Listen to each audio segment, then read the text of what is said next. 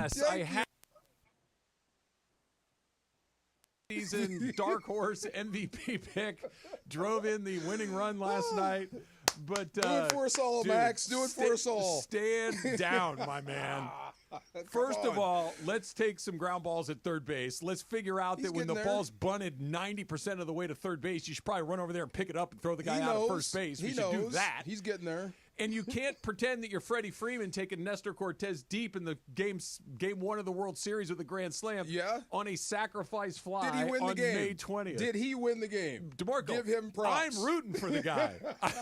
Believe me, I'm rooting for Max Muncy as much as anybody. When he hit it last night, I'm like, all right, that's gone. The grand slam to win this is awesome. Oh, wait, that's just a fly ball to center field, and he's got his bat in the air like he's Kirk Gibson? But he still won the game. There you go. I mean, the guy's had a season's worth of red lights. He finally caught one. Let him have some fun. I'm happy that he did it. I would have been okay. You know what I would have been okay with? What? There we go. But not fist in the air. I'm Bucky Dent running around the bases. I'm Freddie Freeman, How Kirk many Gibson. lights before you get to the freeway? How many what? How many lights do you pass until you get to the going freeway? home? Or coming to work or going home? Oh, I don't know. Basically 10 or coming 12. to work. Okay, so imagine if you caught all 12 lights or 11 and you finally caught the 12th. It'd be more than a fist pump. No, it wouldn't. Not if I crashed my car every day trying to get onto the freeway. That's overstated. So. If every day I was driving to the freeway, I got a flat tire or hit a pedestrian, then I would be like, I wouldn't be fist pumping that I just executed the bare minimum every single day. I guess I give him props. He's not a cyborg like Otani. He doesn't have an entire country behind him like Otani. He doesn't even have the entire LA fan base behind him. He's an everyman. I love the dude. You're painting me into a corner that I do not want to be in because I'm rooting for Max Muncy. Let him pimp it. I am the one that gets text from people when he strikes out again, like, there's your MVP. Greg Bergman says to me that there's your MVP. My friends, there's your MVP. I'm like, guys, first of all, I didn't pick him to be. I said if there was somebody that wasn't one of their best guys that could potentially win an MVP, it would be him. And then he started the season batting .043, which turns out not a very good pick. If Max Muncy is your MVP, that means everything else is going well. Everything else is I know going what you meant. He got a big sack fly last night. Way to go, Max. Do it for everybody. Do you want to know what it sounded like from here's what it sounded like. The 2-1 from Miller. Muncy hits it in the air to center field. Doesn't matter if it's gone. It's caught in center. Shohei tags. He comes home, and now we go home. There you go. I think Steven Nelson What did he does a say? great Does job. not matter. Steven Nelson does a great job. He does a really good job. And I like listening to him call the game. To pretend that even had a chance to go is ridiculous. He knew. It wasn't even to the warning track. It was comfortably to center field. Everybody calm down. It was great. I'm glad they won. Yamamoto was awesome. They lost 4 straight. Come on. I know. And Muncy did it. Come on. It was good. The man. It was a good And I like how Dave Roberts after the game was like, it wasn't a must-win, quote-unquote. It was a but great win. You, I don't even you want would to say like it was a to great win win. this game. It was a very good win. Well, you didn't ruin a good Yamamoto outing. I'll say. That's good. That's what all this came out. You get to pimp that a little bit. No, you don't. A little bit. No. Did he get a Gatorade shower? I can't remember or not. For a sack fly? You don't get a Gatorade shower. No, wait, that's going too far. He won the game. I'm with you. No Gatorade shower. He gets to pimp it some. It was a fly ball to center field. I understand. It did the job. I'm thrilled they won. Right. They ended a 4-game losing streak. Thank you. All of You're pimping it. I'm tickled pink that they won the game. I'm thrilled. They needed it against a good team. Against Tanner Scott had a rough night. They bailed him out. All this stuff that we're going to talk about. But you just can't strut around when you hit a fly ball to center field. Once in a while. That's it. That's all you get. That's all you get this one time. There was no Gatorade one shower. dispensation. No. But it was a celebration on home plate. No, Great. you get no pie in the face. Great. You get none of that. Just, you get the pimp a little Whatever bit. happened to pies in the face? We need more of that. I thought they outlawed it. I wonder why you don't see it anymore. Yeah. Yeah. When I found out it was shaving cream, I was a little disappointed. Why do they have pies in the dugout? It's What shaving pie cream. pans. Shaving cream. they get a paper plate from the clubhouse and they fill it full of shaving cream and pop. I want to know who started that tradition. A baseball player because they're all stupid. I wonder who, how, and when, because it was everywhere for a while and then all of a sudden gone. Yeah. And I say that as a former baseball. We light each other's feet on fire. Of course. We think it's funny. Yes, and yet they only do it when you're being interviewed. Yeah, we spit on each other's feet and think it's funny. Yes. Like Here's my they're guess. degenerate, gross. Their brains have not fully developed ball players. The environment invites it. You're sitting in a dugout forever. It's a bunch of dudes. Of course, dumb stuff's going to happen. Guys being dudes. Right. And look, my favorite sport. Yeah. I love it. I think I've established my credentials as a baseball fan. It's a lot of time where nothing's happening. You got to come up with stuff. You got to break do. it up somehow. Hey, let's sit next to each other. Like, what? Imagine if I pitched this idea to you. Okay, you and I are sitting. We're teammates. Yeah. Okay, we're sitting next to each other on the bench, and we're both pitchers. We're not playing that day. Okay, we're not in the game. Oh yeah. And I said to you, here's this big bag of Red Man. Take a big chew, and you put it in there, and you get to work on it. And I said, now we're going to take turns spitting on each other's feet. Only if you hit the laces, I get to do a bomb on top of your sock. But if you hit the toe, you get a point. If I hit the toe, you get a point. And we're just going to spend the next 3 hours spitting on each other. We're not pitching today? No, we're off today. I'm in. Let's go. I pitched yesterday. You pitch tomorrow. I'm in. We're just going to sit here and spit on each Have a other great for day. 3 hours. I'm That's in. what they do. Let's go. That sounds fair. And then if there's a competition to it. If Jorge gets a game-winning sack fly after he's done pimping it, we're going to hit him in the face with a bunch of shaving cream. Sounds good. And we're going to light Emily's feet on fire at some point during the game. And they're all going to like it. Yeah, and this is what we're going to do. Yes. I just saw a video of, what was his name? Oh, my God. Oh, geez, I can't remember. But he was a rookie. He looked like he was 40.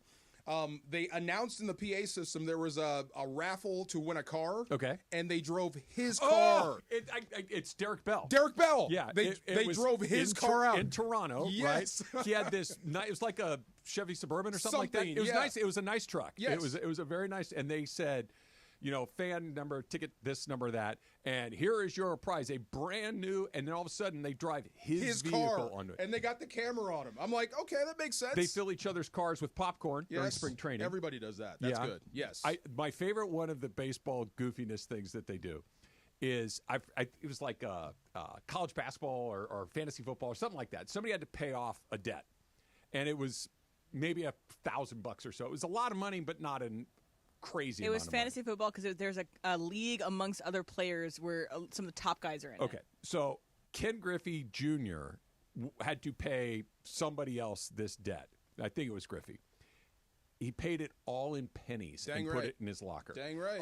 $1,000 worth. You know how many pennies $1,000 is? You know how heavy it is to move all of those pennies around? He paid them in pennies. Yes, in a wheelbarrow. Oh, yeah, not rolled up. No, because then you got to scoop them all up. This is how you pay debts. Yeah. Absolutely. I'll give it to you all in pennies. That's good stuff. See, that's what I'm saying.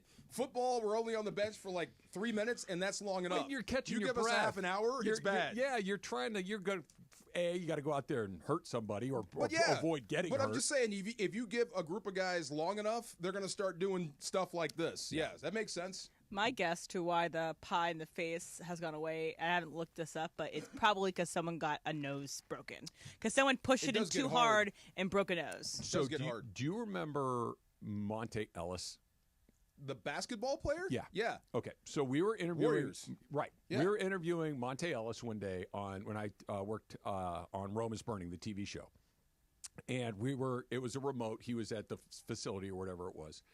And we were recording it before the show, so it wasn't live. And Ellis is doing his interview, and all of a sudden, I believe it was Baron Davis. I could be getting this part of it wrong, but I'm pretty sure it was Monte Ellis.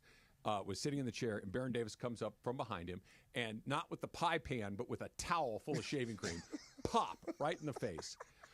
Well, what is shaving cream in its most basic form? It's just cream. It's soap, it's right? Yeah. It has chemicals got in in his eyes. It got in his eyes, Yeah. and it was like someone had blinded him. He was completely incapacitated for this. We had to stop the interview. We had to get a replacement person to come in and redo it because he was completely wiped out by the shaving cream. You ever got it in your eyes? Yeah, it hurts. It burns. It really does burn. Now, like, whoever thought of that is not smart. It's kind of dumb when you think about it. A baseball player.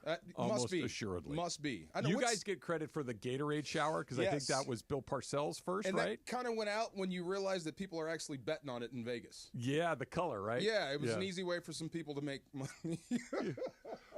I mean, they still figure, bet like, on of it, all still the do it. things, not that anything's ever rigged, but of all the things you could rig, Like, if I'm, I don't know, the defensive player of the game or whoever it is. Saying. I'm going to tell the trainer, hey, make sure that bucket's full with red at the end of the day. Just saying. And I'm going to be the guy to go hit the coach with it. And by the way, I'd like that to be full of red. No, wink, or nudge. If you're the manager guy that's filling up the jugs, you tell somebody else, hey, it's red, and wouldn't you like to have me have 10% of whatever you bet on this? I would think that's an easy one to do.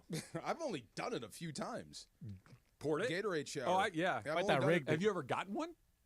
Like me doused? Been the receiver? No. I've always been the guy that does it. I've only done it twice. Who'd you do it to? Don James, once here in the Rose Bowl, and he cussed us all out because he had been sick all week. Can I ask a question? Yes. Were you a senior? No, I was a sophomore. Oh, okay. Man, I ran so fast. Oh, my God. I got the hell out of there. But he was so mad. Oh, my God. By the way, sophomore going at Don James is a choice. Yeah, and Vermeil told me, like, if you guys are going to get me, tell me. He told me, like, if you guys are going to get me and, like, douse me, just let me know. Give me a wink so I won't act stupid. You know what I mean? Like, think of the ice bucket challenge. Yeah. He didn't want to be that guy. So I had to go in front of him and give him a wink, and he kind of acted. Yeah, here it comes. Great. But DeMarco, say it with us. There's only one Max Muncy. Only one Max Muncy. Do it for all of us, Max. The 2-1 from Miller. Do it for the Dunlap. Muncy hits it in the air to center field. Doesn't matter if it's gone. It's caught in center. Shohei tag. Do it for the low jersey sale guys. Come on. And on Mexican Heritage Night, too. You dang right. Celebrate Max Muncy. Torpedo bats everywhere. Max Muncy. If you have a sombrero, put it in the sky. If you have the jersey, throw it back. Have an error at third base, throw it to the sky. Come on. We're having so much fun to go, Months. Day one of high school baseball practice, you practice the bunt up the third base line with a runner at second base. I guess Max Muncy was absent that day. Because I thought you liked Max. I do. And you can't be this bad and have one thing go moderately well and pimp it. For one day. Hey, from now on, every time Muncy comes up, we should text him. Hey, there's thank your you. MVP. Here he comes. Get in line because everybody else is doing it. Here comes your guy. Everybody else is, hey, Trav, he struck out again. Yeah, I know. We need to get you like a Muncy jersey or something. Eddie, if you're listening, Eddie Alzada, get Travis a Max Muncy jersey. You see that error? You see Muncy just throw it into the seats? Yeah, I saw it. Yeah, thank you for reminding me. Come on. Way to go. He's doing it for you. He's doing it for all of us. Come on. Way to go, Max. Should get him as a guest. We should. I would love that. Max Muncy Day. Guys, I'm a fan. I'm the one that kind of sort of. But don't you want him to pimp if he's a fan? If you're a fan, I want him to pimp good things. That was a good thing. It won the game. He won. Come on. Would he have? Oh, you guys are driving me crazy. Let's talk about the thing that we can all agree with, and that is that Yamamoto was awesome last night. That's coming up next. It's Trav and DeMarco 710. Yay, Max! ESPN. For ESPN LA contest rules, go to ESPNLA.com and click the contest button. Cap here. Here's the scenario. Your home is flooded and the damage is severe. Now it feels like your insurance company is turning on you. They won't approve a replacement living arrangement, and the adjuster leaves you in the lurch. Take a breath and call Avner Gatt. With years of experience and a passion for helping people, if you've got water damage at home, call Avner Gatt today. 818-917-5256 or avnergatt.com. That's 818-917-5256. Avner Gatt. Your claim, our game.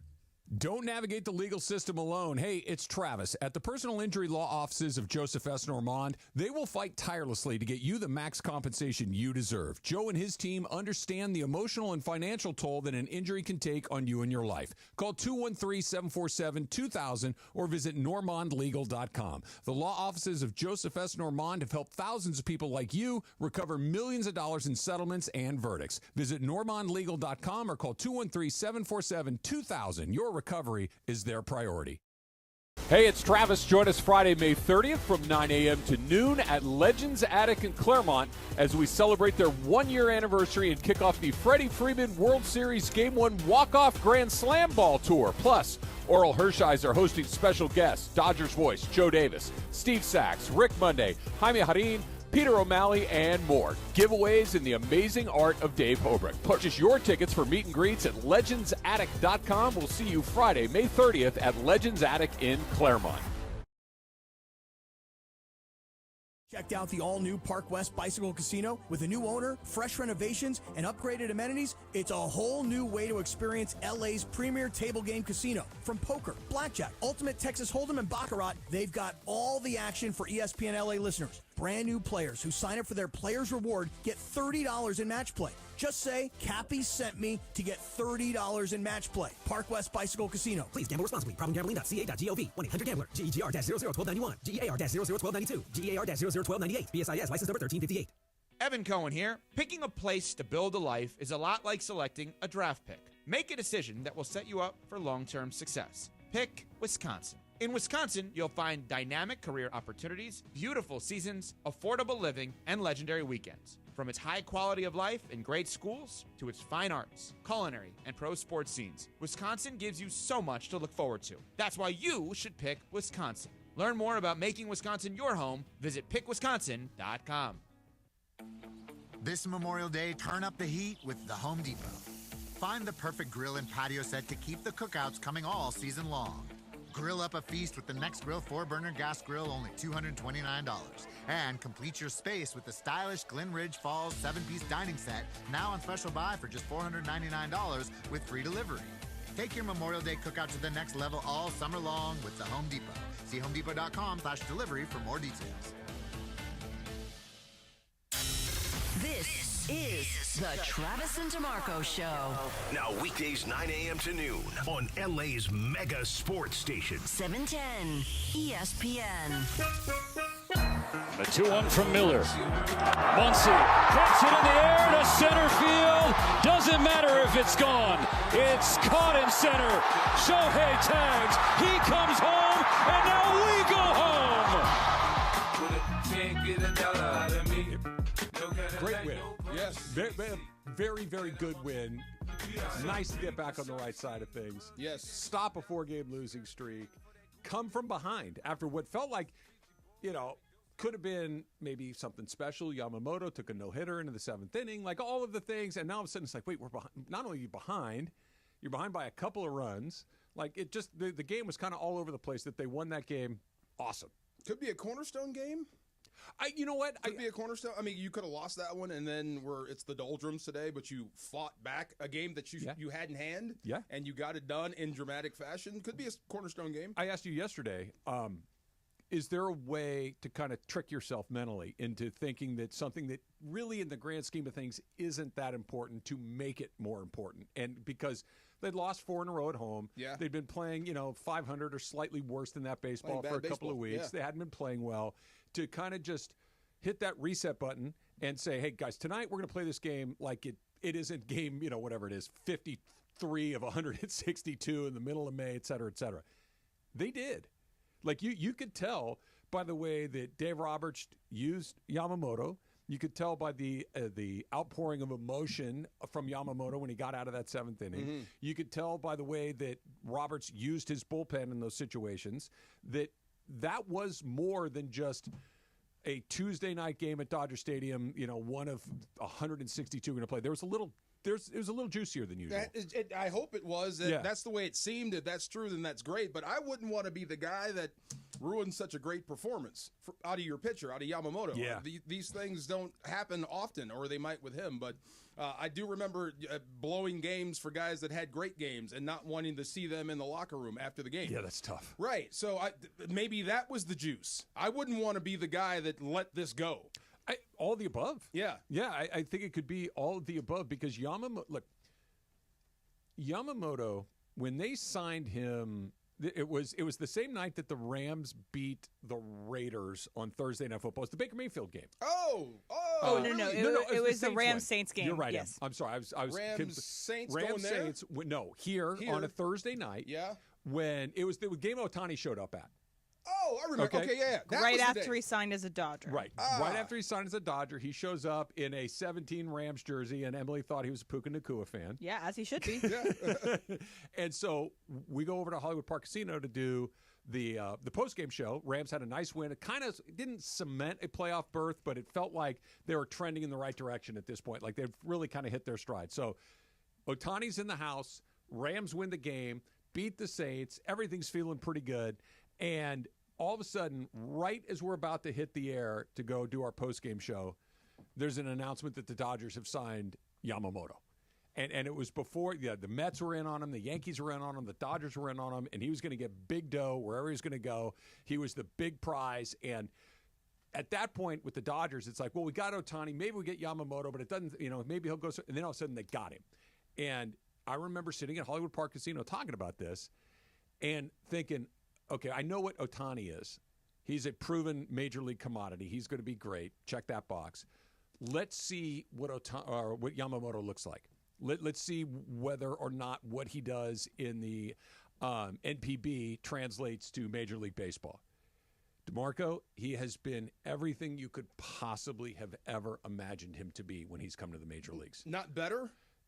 No, because of the money he was making and the accolades he came up with. Like the bar was set so incredibly high. With what you're paying him. This is... He's the 8th highest paid pitcher right now. He is so good and so competitive and so remarkably reliable in big moments. And look, everybody has a bad game here or there, but you think about last year, he shows up, pitches lights out in Yankee Stadium, like his first big moment kind of during the regular season. He shows up, gets hurt, misses a bunch of time, comes back, takes a little bit of time to kind of knock the rust off, but by the time we get back to the playoffs, he's your most reliable guy.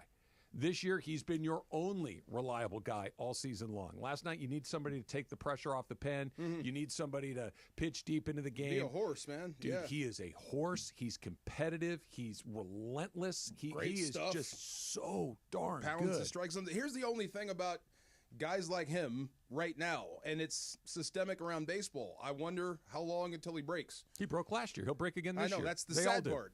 I guess that's why But that's not even like, I'm sorry to cut you off, go ahead. But yeah. That used to be he's hurt all the time. They're all hurt all the time. They're all hurt. That's what I mean. For any pitcher, how long? It's just part of the equation now. It's not even a negative. It's just the reality. When you see dominance, and how long can you sustain that? But I guess he's having a hell of a year. Oh. Yeah, he's having a fantastic year. But you just wonder, when is that other shoe going to drop, and you're going to miss him for a certain period of time. It's going to happen. Because it just I hate even saying it like that, but it's just look at their staff. It happens to everybody. But he's not better than you thought he would be. I mean, there's always a question mark. Let me ask you that. Let me put it this way: he's as good as I hoped he would be. Okay. Like in your he's way better than I thought he would be. When they signed him, it's like, can he be the ace of a staff? Yes. Can he be the best pitcher in the National League? Yes. Can he be the guy that takes the ball in the biggest game of the season and you love your chances? Yes. Can he take the ball in the defining moment of a postseason series? Yes. Dang. Like, he checks every single box, and he's wildly competitive. Like, when you watch him, he just strike, and he doesn't, you can see it. And I don't mean to put any of these other guys in the box like this, but when you see guys that are all of a sudden usually in the strike zone, that are out of the strike zone, it's because they're afraid of getting hit. They're afraid of giving up hard hit balls. They're afraid of giving up that dude just pounds strikes. Yeah. And he also seems to be open to change as well. So I know last year at the beginning of the year, he was potentially chipping pitches or giving too much away, and then when he kind of locked that down was when he got so dominant. And also, I remember Oral yesterday talking about the game how he was using more curveballs than he's had in a big slow one, a season high, I think, in curveballs. So it's potentially that he's coachable as well, not just dominant, but coachable to get better. What do you think of NL pitching the last 2 years running? He's best pitcher in the NL this season. This season? Yeah. Okay. What does that say about NL pitching? I'm just looking at the guys who led the league last year and the year before. Led the league in what? Dylan Cease. Just ERA, strikeouts. Yeah. For me, like, seeing Yamamoto pitch this good, is that how you say that? This well? Thank you very much. You're funchessing yourself. I'm funchessing myself. Seeing him pitch like this, to be this dominant, I'm like, wow, I never thought this guy was going to be this good. But this is the best version of him. Like, this is what, when they give a guy $300 million. I didn't think he was big enough to do this. That's fair. Yeah, you know what I mean? That's totally fair. I didn't think he was big enough to be this dominant. He's not a big man. Right. That's what I'm like, really? This little guy is going to be that dominant? Nah. That Shohei Ohtani plays baseball like Superman? He's like, well, yeah, look at him. That's what I'm saying, right. That Roki Sasaki can throw 100 miles an hour. You're like, yeah, he's 6'4". Like, yeah, I get it. Chris Sale's 6'6". Yeah. Ohtani's a regular size, or excuse me, Yamamoto's a regular size guy. Right. He's not huge. He's not a monster on the mound. Yeah. Ohtani posted on his own Instagram stories last night the meme everyone does with the Yamamoto, where it's just like a yawning or growling cub with a little baby cub just like going, ah! Because that's what Yamamoto looks like. He's almost... it almost puts down your defenses a little bit with him. Kind of like Pedro. Back in the day, look, Pedro's not the biggest dude in the world, but I mean, you'd never know it by the way he pitches. Pedro was even fiercer. That's what but you'd never know it by how he pitches. But I like the comparison. Yeah, you think he's 9 feet tall. Yeah, right. no, Pedro was nuts. Yeah, and I mean that as an incredible compliment. Like Pedro gave zero. You know what's. None. Right. Like I don't care. You could be 6'6", 240 pounds, and I'm coming in there. Yep. I don't give a damn. Now, he was terrific. I thought it was interesting. They really leaned on him last. 110 pitches in this, to your point, about guys getting hurt, about guys getting, breaking. 110 points, 110 pitches in 2025, that's a ton. Okay, but he was going... a good spot for it, though, right? A perfect spot Good spot for it, yeah. Also, he was going for a no-hitter. He was no hit through 6. He started the 7th, and... I was thinking, if the first batter in the 7th was a hard hit to center field, it was the hit. Instead of the double. Yes, but I think that if that had been been Cat and they go through a 7th inning and you see does he go up for the 8th or not, it got me thinking would they have pushed him? Would they push for a no hitter? It's Yamamoto's first no hitter in the MLB. Will we see one from the Dodgers? I mean, mid-May, why not? You got time to rest him if something happens, and he should be as stretched out as possible. This is the perfect opportunity. No, I'll tell you why next. That's coming up. It's Travis DeMarco, 710 ESPN. The most followed sports radio station in the world. In the world. That's right. In the world. 710 ESPN. You know it. Yeah, tell your friends. At ESPN Los Angeles on Instagram, Facebook, X, YouTube, TikTok, and Twitch. We're naturally entertaining. Yes. LA's mega sports station. 710 ESPN.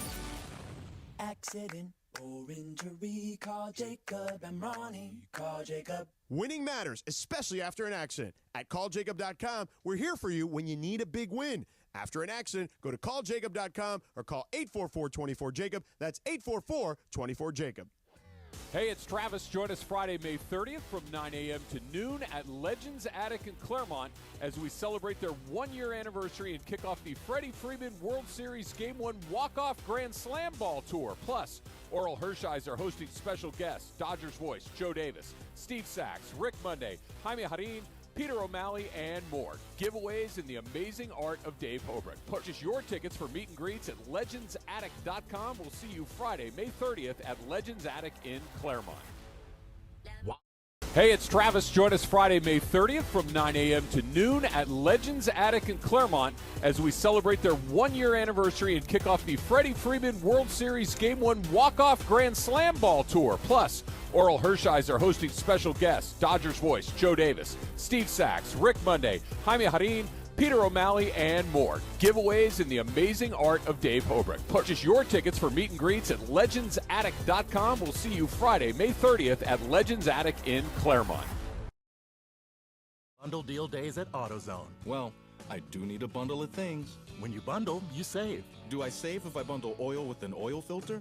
Save up to $12 on that bundle. What about brake pads and rotors? Bundle those and the brake pads are free. Can't save more than free. You can save on hundreds of deals during Bundle Deal Days. Ends June 2nd at AutoZone. Get in the zone, AutoZone. Restrictions apply. Duralast brake pads only. Need assistance with door and window projects? The Home Depot can help. From inspiration and materials to ordering and installation, our free millwork virtual apron service can get you moving and doing. Plus, we speak Spanish too. Our associates can help you tackle complex jobs without you leaving the job site, saving you time and money. Call us at 1-833-HD-APRON or visit homedepot.com/MVA. The Home Depot, how doers get more done. Yes, welcome to the Travis and DeMarco Show. Now mornings, 9 a.m. to noon on 710 ESPN. Your destination for LA sports. Let's get back to the fellas. The Travis and DeMarco Show continues right now. So, look over your shoulder, DeMarco. Oh, Mission Impossible. Mission Impossible. Don't you say a word, Jorge. Oh, it comes out Friday. Thank you. Yeah, you How can see would it you say tomorrow, a word? starting tomorrow in theaters. How would Jorge know I anything don't about know. it? Man, jeez. Yeah. I just saw the same billboard you did, or commercial. But DeMarco, it's It's not a spoiler-laden movie. Nah. It's the same Nah, movie. yeah. Don't ruin it for me. He goes up in a plane. Look at He this. hangs off of it. Look. No, I don't want to No, know. it's Oh, not. seriously, look it's behind Tom you, trust Cruise. Yeah. No, wait, you're telling me High that def. hair is fake?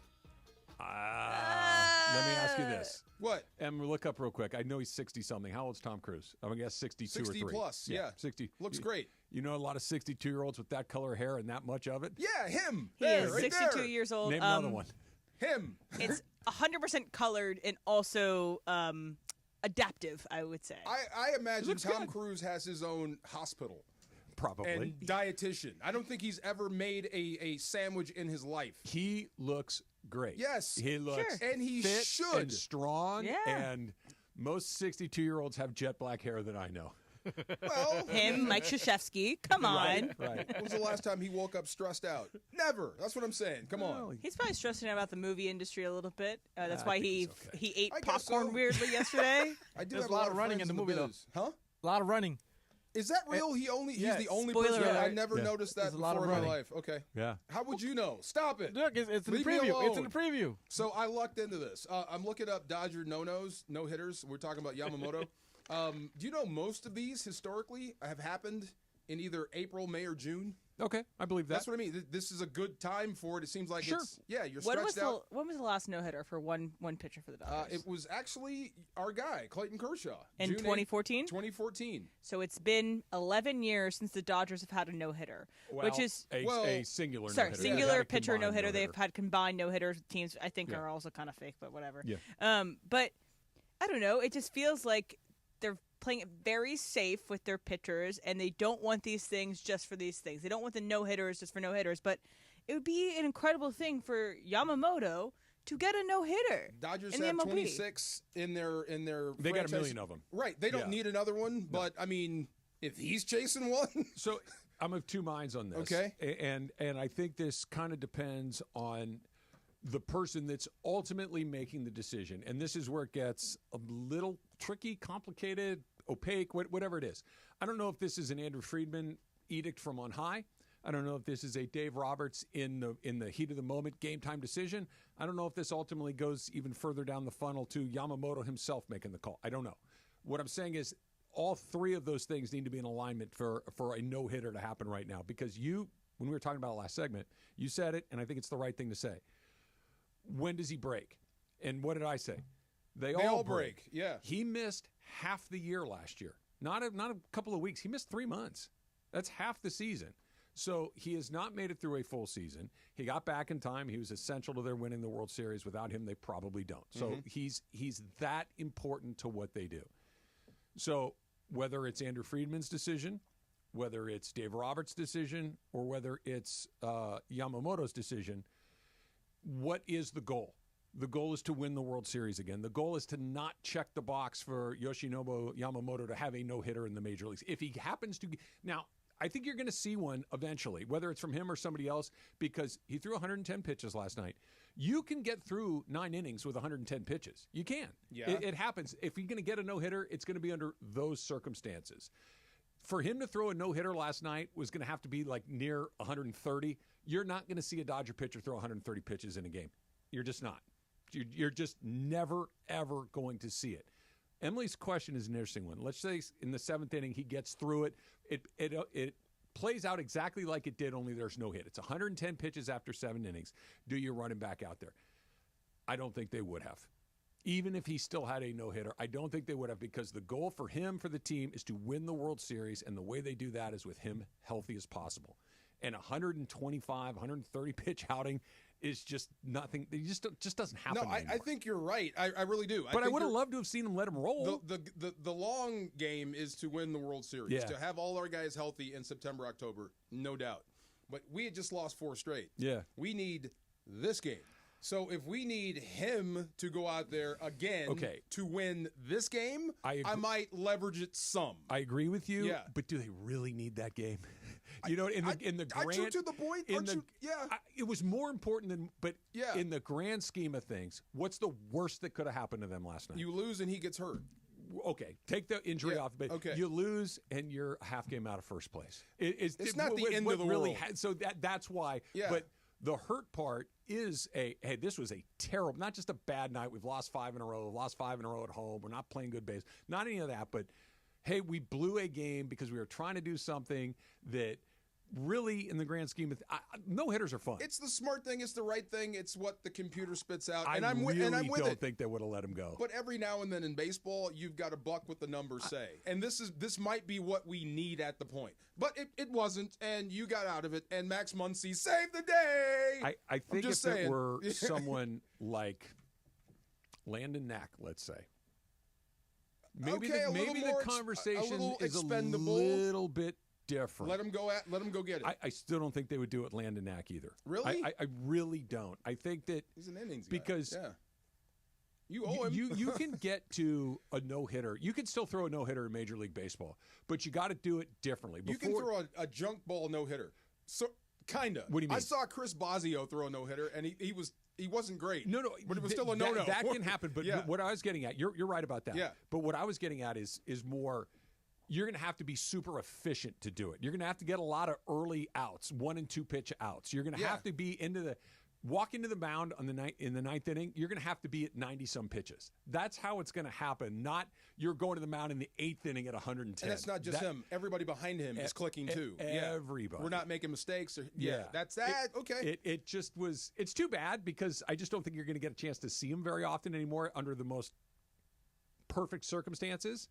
But I've only seen one with my own eyes. I saw Kent Merker for the Braves throw one at Dodger Stadium. Yeah. And it was fun, but it was against the Dodgers, so a little less fun. But it was still fun to see it with your own 2 eyes. Yeah. But this was in the 90s. This was when throwing 130 pitches was no big deal. Right. This is normal. He hadn't given up a hit.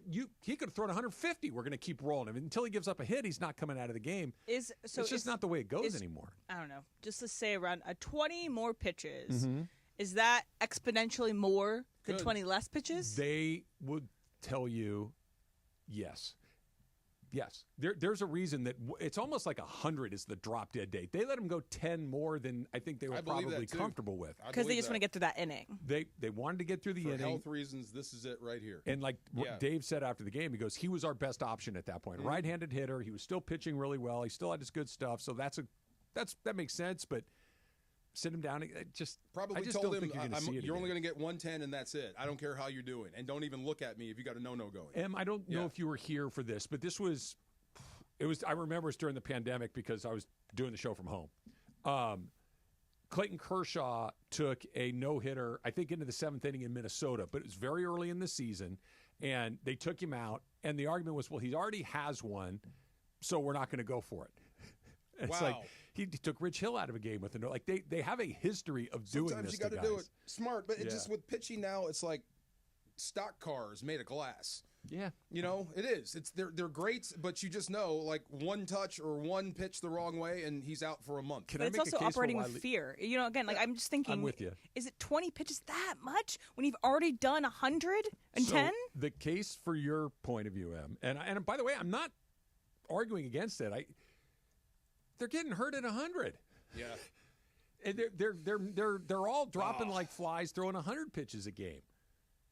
If you get a chance to go get something cool done, and to your point, Emily, so 125. Is it really that big of a difference? Now, maybe a sports scientist would tell you it is. Maybe it's not just that. It's all of those things, but they're getting hurt anyway. Well, I think the solution is out there, but I don't think we want to go back to that sort of era if you want these guys to stay healthy. What's the solution? You know what?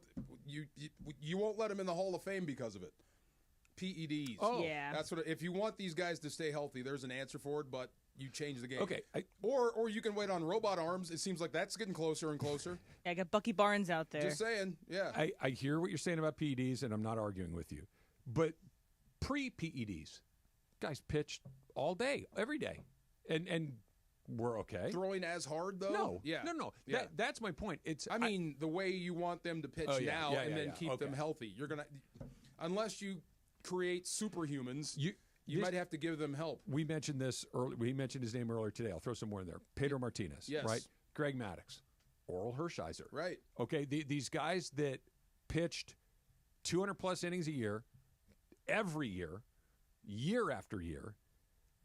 You mean to tell me that Oral Hershiser and Pedro Martinez and Greg Maddux couldn't get guys out now because they don't throw 99 miles an hour every pitch? I just don't believe it. I think they can get guys out with their stuff, but I think if you ask those same guys to pitch like you're asking these guys to pitch, they'd break down too. 100%. Yeah. But I think their stuff plays in today's game. If I could just snap my fingers and say, here's the next Pedro Martinez. He's going to pitch exactly like Pedro Martinez did through the late 90s and the early 2000s. We're not going to change a thing.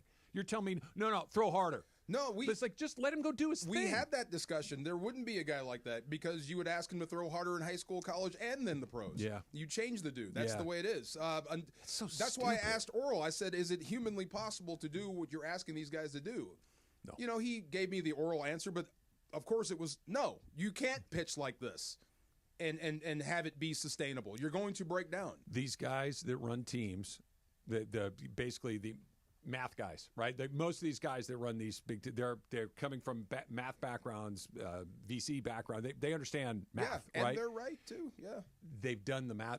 Clearly, to them, it's more valuable to have a guy be max effort, max spin, max velocity every single pitch for a fraction of the time than let's work at that 85 to 90% of capacity 100% of the time. Right.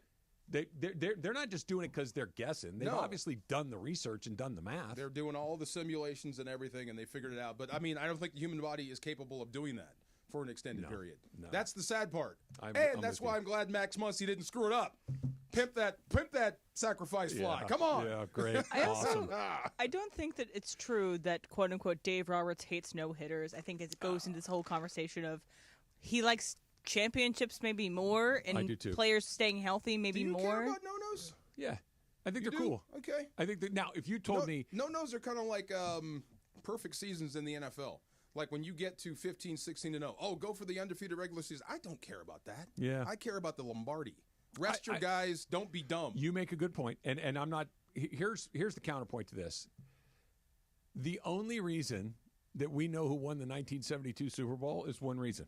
They were undefeated. They were undefeated. That's it. They're the only ones to have ever done it. So Congratulations. I have no idea who's going to win the Super Bowl next year. Okay, but somebody's going to. Yes. Okay. But we've had the NFL for a long time. One team's done it. Like there's history, and then there's champion. Right. And if you can put the two together, that's when it goes to a whole nother level. I feel you. And I'm not saying that. If you told me, if you go for this perfect season, your chances of winning the Super Bowl drop dramatically, then blank the perfect season. Right. But if you're telling me it doesn't really affect your chances of winning the Super Bowl at all, you either will or you won't, the odds are exactly the same, let's try to do it, man. Luck favors the well-prepared. Don Shula got lucky towards the end because no one got hurt.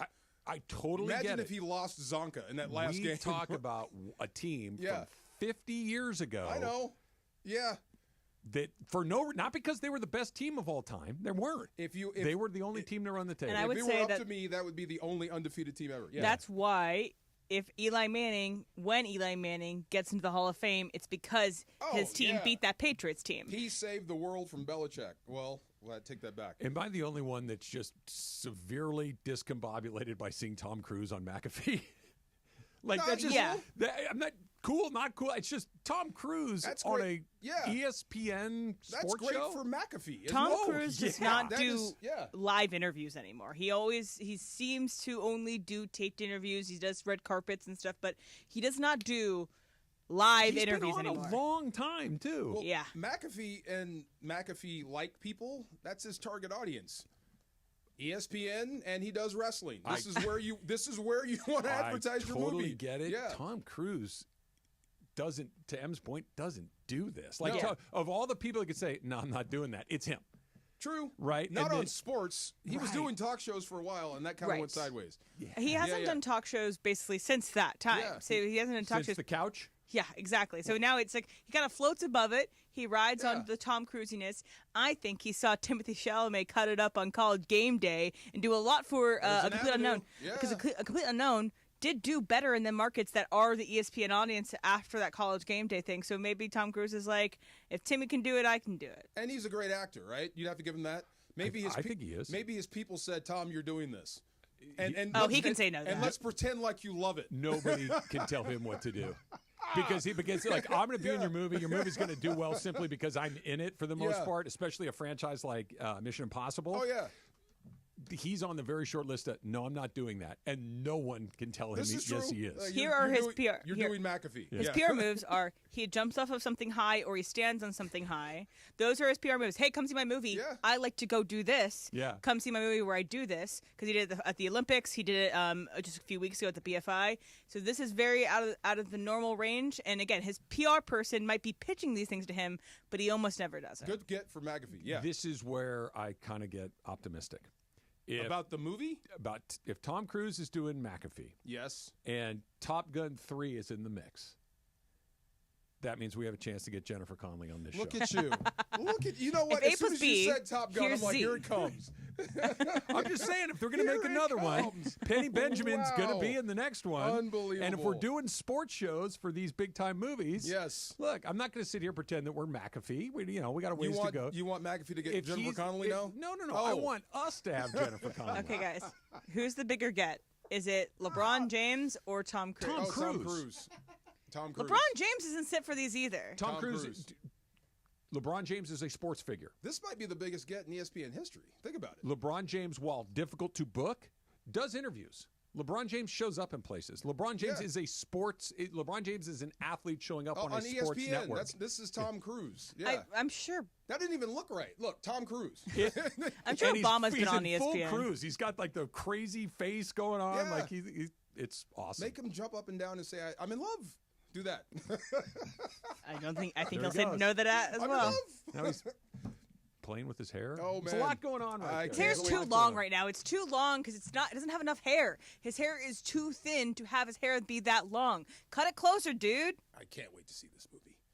I'm sorry, we won't get Jennifer Connelly now. Just I insulted Tom Cruise. How dare you? Look at you. You've ruined my chances. You're good. I don't think that was the one ruiner there. I'm just never mind. Go ahead. No. To have her on the show, take your mind out of the gutter.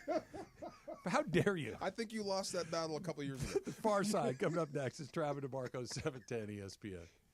You never have to miss a moment of LA's mega sports station. Get the all-new ESPN LA app. Just search ESPN LA in your App Store or Google Play. Download, tap, and bam! You got 710 ESPN in the palm of your hand. Ever feel like the road is out to... Thankfully, Hyundai is always working to ensure it doesn't, with over 130 IIHS Top Safety Awards since 2006. IIHS Top Safety Awards include Top Safety Pick and Top Safety Pick Plus awards to Hyundai vehicles from 2006 to 2025. Lease a Hyundai Tucson for only $259 a month, or get 3.99% APR for 72 months. See your SoCal Hyundai dealer. Offers end June 2nd. Call 714-568-7676 for details. Hey guys, it's Sedano. Flashy discounts, gimmicky sales? Don't fall for it. At Hernandez Wholesale Flooring, we give you honest, wholesale pricing all year long. No bogus markups, no tricks, just the best floors at the best prices. Call 866-62-FLOOR. No sale beats wholesale. Hernandez Wholesale Flooring, check them out at hernandezwholesaleflooring.net or call them at 866-62-FLOOR. For the best prices on hardwood, carpet, and more, call 866-62-FLOOR. If Twisted Tea... Hey, it's Travis. Join us Friday, May 30th from 9 a.m. to noon at Legends Attic in Claremont as we celebrate their one-year anniversary and kick off the Freddie Freeman World Series Game 1 Walk-Off Grand Slam Ball Tour. Plus, Oral Hershiser hosting special guests, Dodgers voice Joe Davis, Steve Sachs, Rick Monday, Jaime Harin, Peter O'Malley, and more. Giveaways in the amazing art of Dave Hobrick. Purchase your tickets for meet and greets at legendsattic.com. We'll see you Friday, May 30th at Legends Attic in Claremont.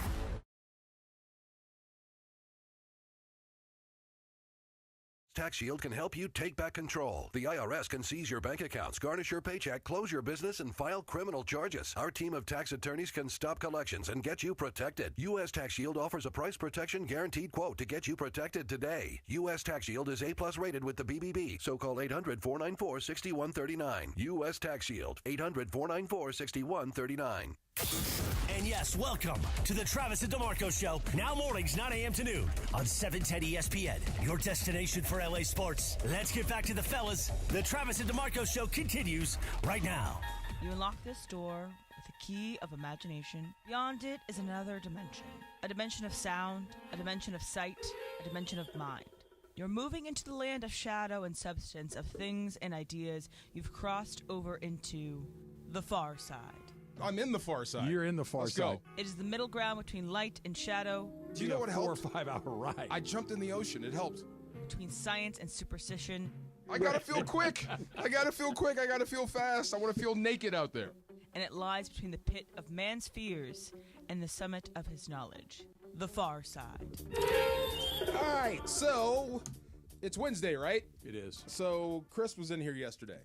So whenever Chris walks in, I know I'm going to hear a Keyshawn story. Okay. Immediately, I'm going to hear something about Keyshawn. A comment, a soundbite, a drop. Something about Keyshawn is going to come up. So I started thinking about my life with Keyshawn. And do you know, me and Key got into it a long time ago on the Best Damn Sports Show? You told me that story. Yeah.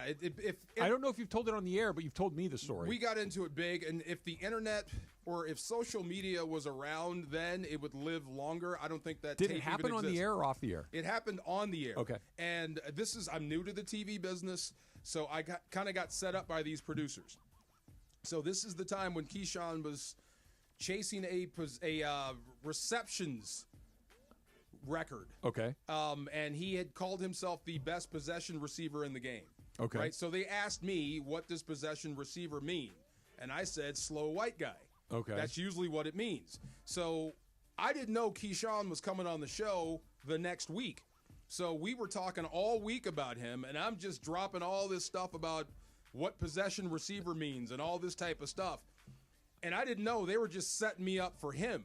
So he comes on the show. I'm excited to meet him, shake his hand, and he just gives me one of those Keyshawn Johnson looks. And I'm like, oh, hi, what's going on here? They were playing all the stuff I said about him on a loop in his dressing room. Just me. Yeah. Just no one else, not Tom Arnold, no one else, just me. Like 20 minutes of me just ripping him. So he came on air with something to prove and just tore me a new one. And I was completely blindsided. Yeah. I had no idea. So I'm sitting in my chair.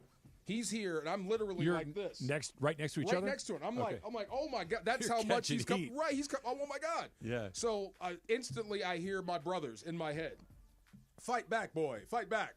So we start going at it, shouting, yelling, screaming at each other. We couldn't even go to break because we wouldn't stop yelling at each other. Right. So it just kept going on and on and on and on and on, and I had to think about it. It wasn't just that moment. I remember when my animosity with Key kind of stirred up the first time. This is when the book had come out in New York, and he was playing with Wayne Corbett. Remember Wayne Corbett? Of course. In 1994, me and Wayne Corbett were the only undrafted rookie free agents to make teams and start. Oh, okay. Like, I became a starter after 10 games. I think he beat me to it by like 4 or 5. Okay. So we were legit guys that they just missed in the draft. We weren't bums. Right. But Key was making it seem like Wayne Corbett was a bum. I think the quote was, "I'm a star, he's a flashlight." Okay. Right. I took that personally. I'm like, he's talking about me too, Yeah. because when you talked about Corbett, you talked about me. So there was some heat there. Maybe that came through in that conversation with Key. So Will you shut the see? Be quiet. Every time Chris comes in, I think about these moments. So Key and I went through this thing to where it was a thing until he won the Super Bowl. Yeah. And I wanted to tell him there's no heat, there's no animosity. Bro, I actually like you. You're a good player. So I remember he won the Super Bowl in San Diego with the Buccaneers. Yep. And I couldn't wait to go up to him while he's on the podium. Oh, on the stage on the field? On the stage, and Bon Jovi's in the background playing. I'm like, will you guys shut up? I'm trying to talk to Keith. Yeah. So I reach up and say, congratulations, champ. And he goes, no hard feelings. And from then, we buried the hatchet. That's great. Yeah, but every time he comes in, I'm reminded of all this stuff with Keyshawn and stuff. And it's like, wow, I forgot where all this started. It started with Wayne Corbett. I was defending my fellow undrafted rookie free agent all the way across the country in L.A. You can't say that about him. I could see why you would. Yes. Like knowing you, having gotten to know you, I could see where you would take that personally. Even though your name was never mentioned, you're like, he's talking about me. He is talking about me. He's hold on. Yeah. Don't blame me because they missed. Don't blame them or him because they missed on him. Wayne Corbett had a hell of a career, didn't he? I think he was okay. He was decent. Let's see. He's in the Jets Ring of Honor. That's what I mean. Is he really? He is in the Jets Ring of Honor. I would have gotten that wrong. 95, played miles. 10 years or 11 seasons. Okay. Yes. 41 touchdown receptions. That's a lot. That ain't bad. No. Never went to the Pro Bowl. But I'm like, yeah, Key is talking about Wayne, but he's really talking about me. I'm not talking about you, okay? Yeah. Look at my face. I'm not talking about you. Yeah. If Wayne Corbett is in your Ring of Honor, you don't have a very good Ring of Honor. See, I think so. That's the other part of it.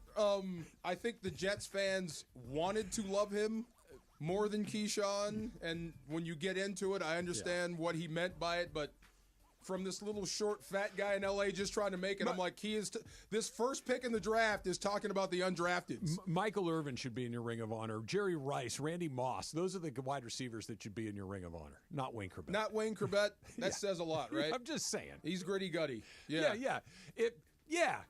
Gritty gutty, like you said, Gritty-gutty. that means a certain type of player. Of course. See what I mean? Like possession receiver. Like possession receiver. Yeah. Like first in, last one out. There we you know, go. We know what we're talking about. He's a heady player. Yeah. Yes. Coach's son. That's another one. Guys, come on.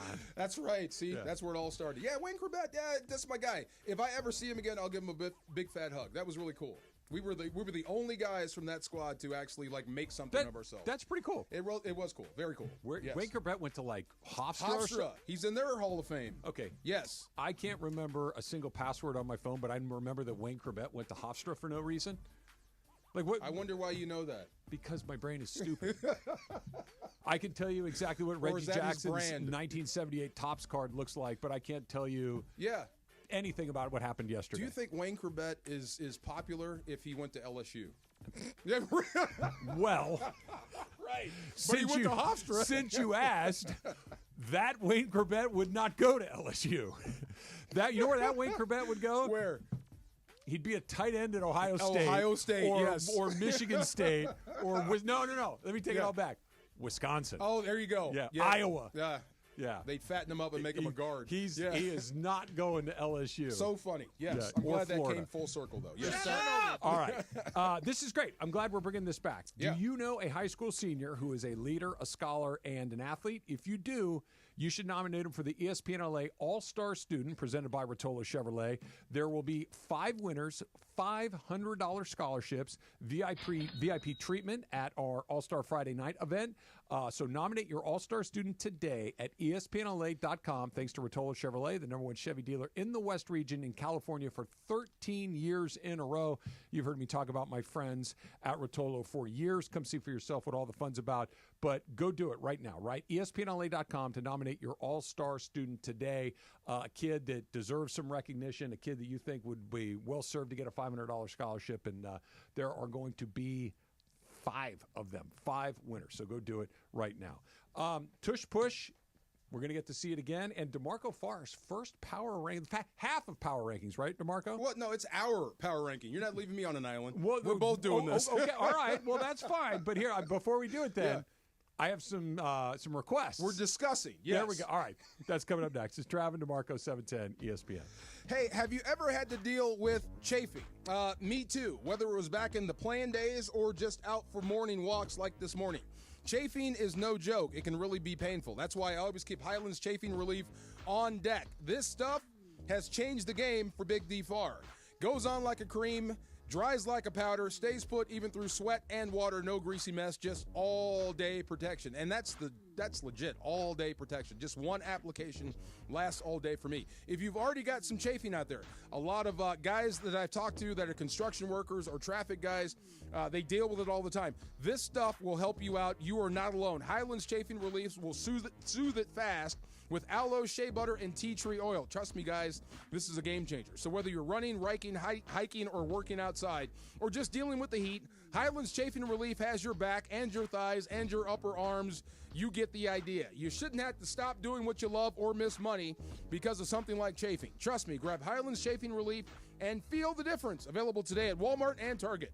710 ESPN, your home for the 17-time world champion Lakers. KSPN Los Angeles, a Good Karma Brands radio station. Hey, everybody, it's Cap. Are you downsizing or inheriting a home? Want to cash in on your equity? Call Sellers Advantage. They buy homes as is with no costly repairs, agents, or commissions. Get a competitive cash offer and close in days or on your timeline. Sellers Advantage has over 20 years of experience and even offers a $20,000 advance for moving expenses. Call 888-390-AS-IS or visit sellersadvantage.com for your no-obligation offer. DRE number 01961658. Don't worry, sell happy with Seller's Advantage.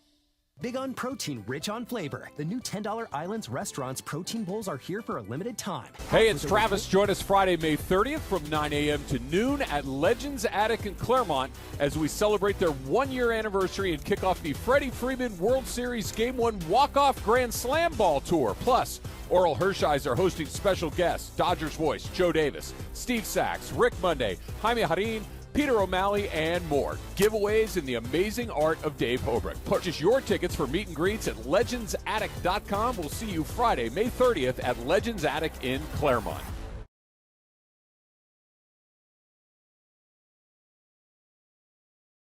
Hey, guys, double down with me in my first ever $10,000 Blackjack tournament. It's going to happen on June 6th at the Bicycle Casino. You know it, the Park West Bicycle Casino. 888 Bicycle Casino Drive in Bell Gardens. Here's what we're going to do. We're going to have a live broadcast from 3 to 6. But when you walk in, I want you to say, double down with Cappy. You go to the Players Reward Desk, and you get your free entry into the tournament, which is going to start at 7 o'clock that night. Remember, it's June 6th. Double down with Cappy is going to get you a free entry into the tournament, which you're going to need to get because I'm telling you, this thing's going to fill up real fast. Live radio, real cards, big prizes, very limited seats, so lock yours in now.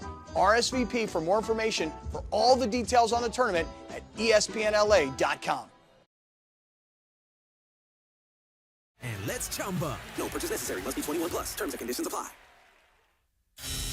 This is the Travis and DeMarco Show.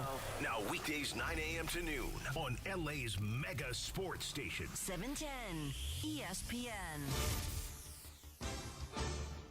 That's what they tell me. Who? When you meet people that do those sorts of things. Degenerate gamblers? Well, I didn't want to say that out loud, but when you, that you know, they care about that sort of stuff. You know, they call it an investment. Yeah. And I'm trying to figure out, how do you, when you lose, what did you say? If you win half your bets? If you win half your bets, you're going to lose money because you got to pay the VIG on every bet. That doesn't sound like a good investment to me. It's not an investment. Okay. It's gambling. That's what I thought. Yeah. Okay, so when somebody tells me it's not gambling, gambling is fun. Yeah, it's not an investment. That's fair. Yes. Okay, thank you. So it's the high fun. You're chasing. It's fun. Okay, because you ultimately wind up either breaking even or losing. I don't gamble, so you're asking the wrong guy. Okay, just curious. Curious. Baseball is so wishy-washy. How do you bet baseball I gamble every with day? grocery store sushi every day. That's the form of gambling that I do. I'm right there, and bathrooms. Yes, and bathrooms. Exactly. Yes, Bathrooms. it's a bathroom roulette. So you put together a little power ranking, huh? Having fun. So we talked about the schedule. We talked about the Rams a little bit, and it kind of spurred something on in my head about DFAR's power ranking and just having fun. How I would rank the 32 teams in the National Football League. So I'll give you some criteria. I think the AFC East might be the easiest schedule for the Bills. Is that fair? Oh, you mean who's got the easiest path to division title? The AFC East might be the easiest. They're going to win that division. Yes. The AFC West. No, I take that back. The NFC South is the easiest to win for Tampa Bay. I think they're going to run unopposed in the South. Here's why I think it might be Buffalo and not Tampa. Okay. Buffalo's better than Tampa. Like Tampa's closer to New Orleans, Carolina, and Atlanta than Buffalo is to those other three teams. I Buffalo agree. is clear ahead of those others. I said in the division 5-1, 6-0 is a possibility for Buffalo. That's fair. I think so too. Okay, so also some criteria: new head coach, new quarterback. I always think that's a disaster. The double dip. Double dip, except for one football team. I think the Raiders may be the only team that bucks that tradition because of who the quarterback and the head coach is. Both been around the block a bunch. And know each other. Have worked together before. Yes. Okay, so without further ado, we'll start at number 32. That rhymes. Head coach, new head coach, kind of a new quarterback because Carr just retired. The Saints. No. Saints are at 32. Anybody want to fight that one? Nope. Yeah. Spencer. Pretty bleak. Pretty bleak. Spencer Rattler. Maybe. Kellen Moore. No, thank you. No, thank you at all. Okay, that's okay. 32. Okay, but Kellen Moore is the only thing that is like, maybe you could do it. I don't even think you'd get a Saints fan that would argue with you. Yeah, pretty bleak in New Orleans. Okay, 31, the Browns. Go on. Again, bleak. Good defense. They have 6 quarterbacks, which means you have none. Good O-line. I fully expect Flacco to be the starter. I wouldn't be surprised. Anybody? Yeah, week 1. Yeah, maybe. We'll see. Titans at 30. Yep. Okay.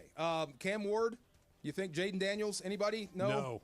And they have no defense. No. Yeah, okay, that's a no. 29 is the Giants. Some people are higher on the Giants than I am. I don't know how. Why? Because they have a good pass rushing defense. Okay. They've got some good players on defense. No quarterback. You got to score points, though.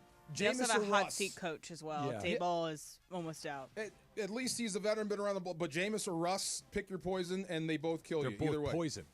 28 is the Patriots. I don't like that there. You don't like that one? They're better than the 28th best team in the league. What makes you say they're better? Because of Vrabel? They've got a quarterback that appears to be very capable. He's going to be better in his second year than he was in his first year in Drake May. And they have a real NFL coach. They do.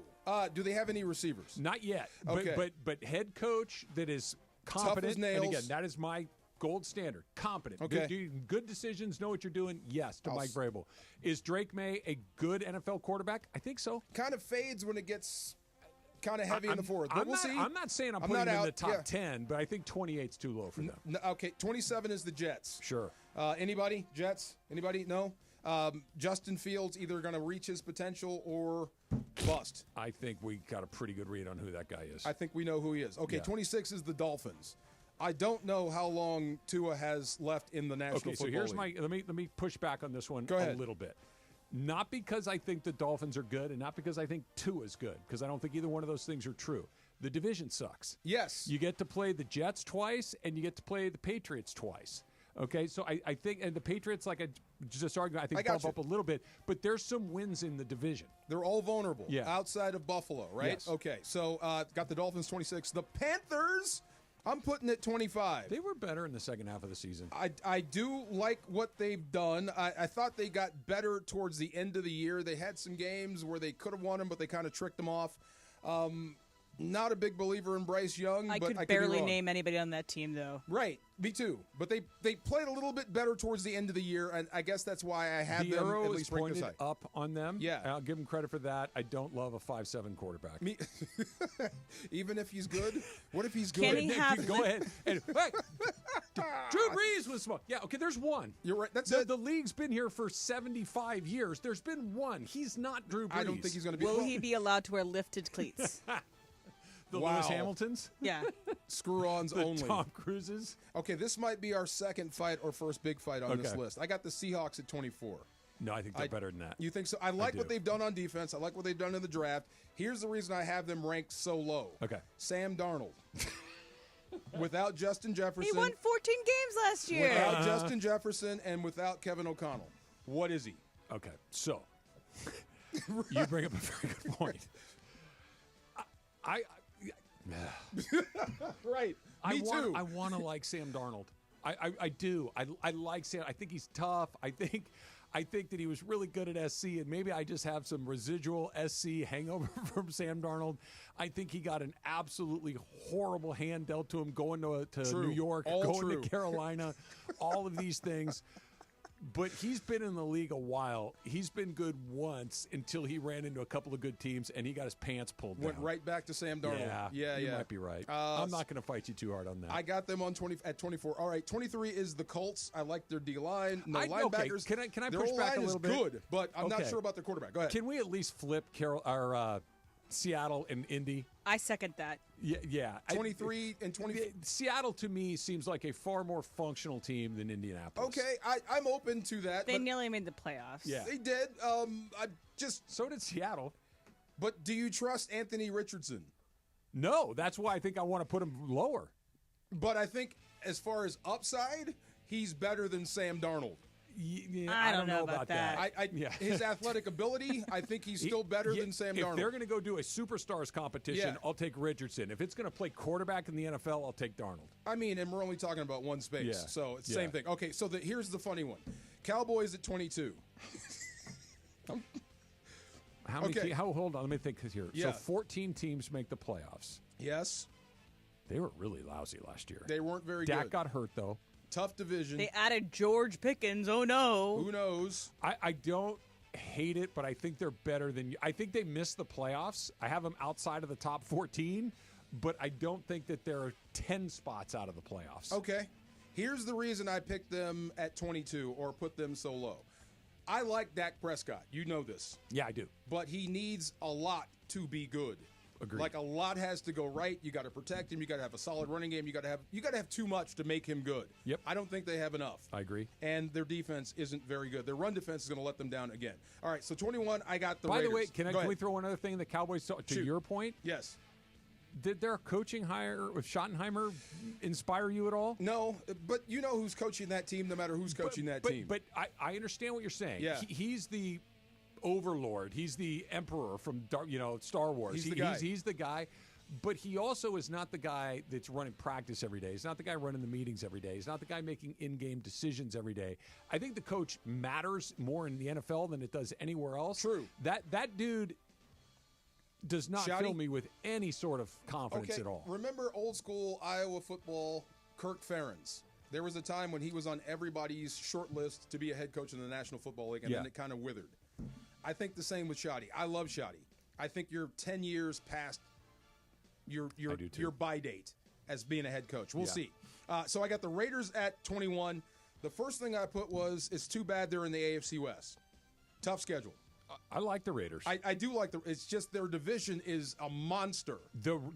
The knock on the Raiders is not yet in the division. Right. But the Raiders went from laughably terrible. They couldn't the gang that couldn't shoot straight. They got a weird head coach. They got weird quarterbacks. They're not making any good decisions to Pete Carroll's the adult in the room, competent, like we talked about. Geno Smith, exact same thing. And, oh, by the way, Tom Brady weighing in on some of these decisions. And, again, it's just basic comment. Ashton Genty, good pick. Brock Bowers, good. They're picking the right guys. They're headed in the right direction. Look how quickly the Lions turned it around. Again, and also a difficult division with the Vikings and the Packers and the Lions together. Who says the Raiders can't do that too? Brad Holmes is at the top of my GM list for what he's done in Detroit. I want to add something to Emily said. The reason they can't be the Lions is there's too many good teams ahead of them.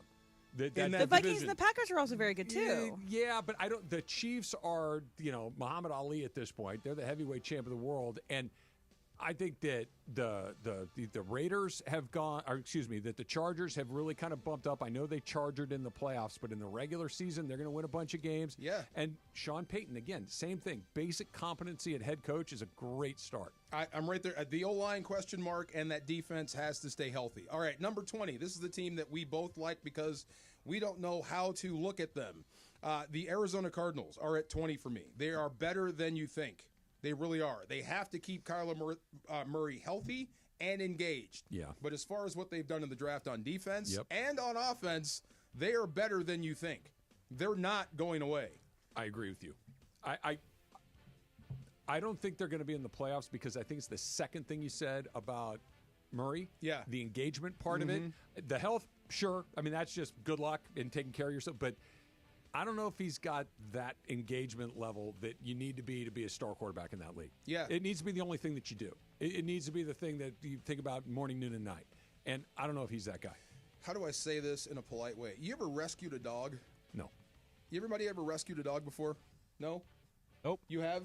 And that dog comes from a real bad environment, and all you show them is love, and they don't know how to really take it yet. Yeah. That's the way I see him on offense.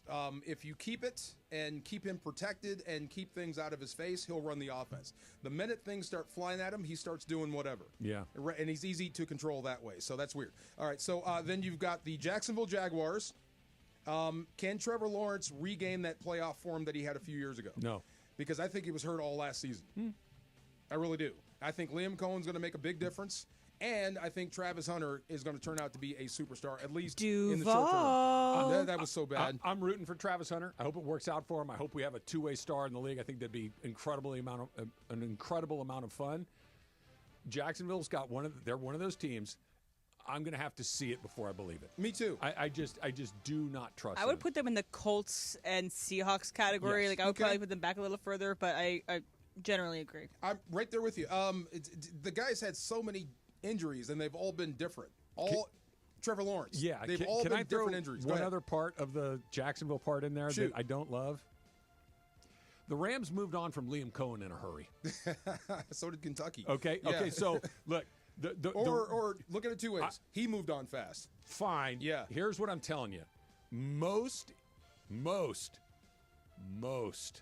guys that get near Sean McVay go up. Right. They don't go laterally or down.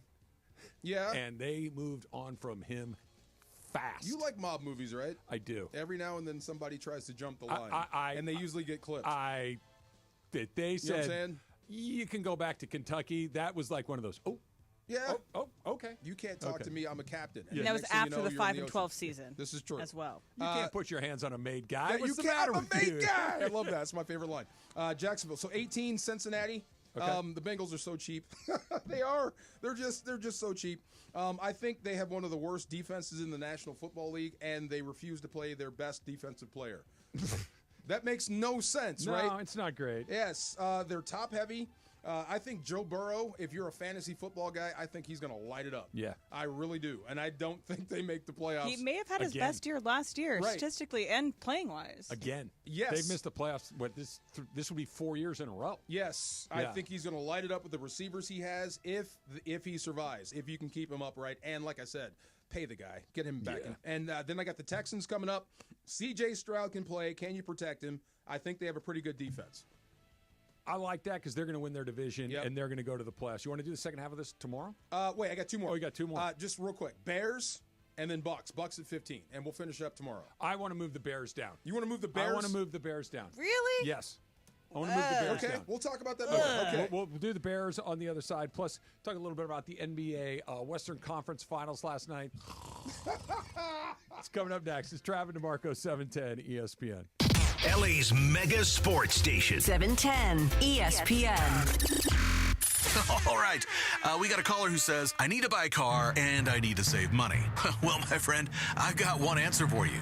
The Cerritos Auto Square. It's America's largest auto mall. 24 dealerships, all the top brands, all in one easy location right here in SoCal. And here's the secret. These dealers sell more cars than anyone because they have low prices. And they can actually afford low prices because they sell so many cars. Check it out at CerritosAutosquare.com. Cerritos Auto Square.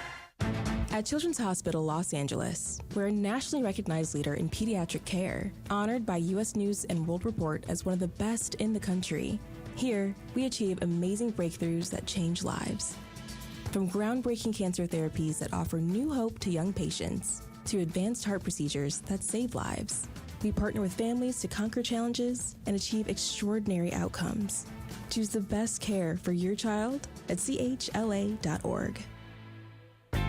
Hello, I'm Richard Navarro, General Manager at Fleming Steakhouse and Wine Bar in downtown Los Angeles, where unforgettable dining meets the heart of the city.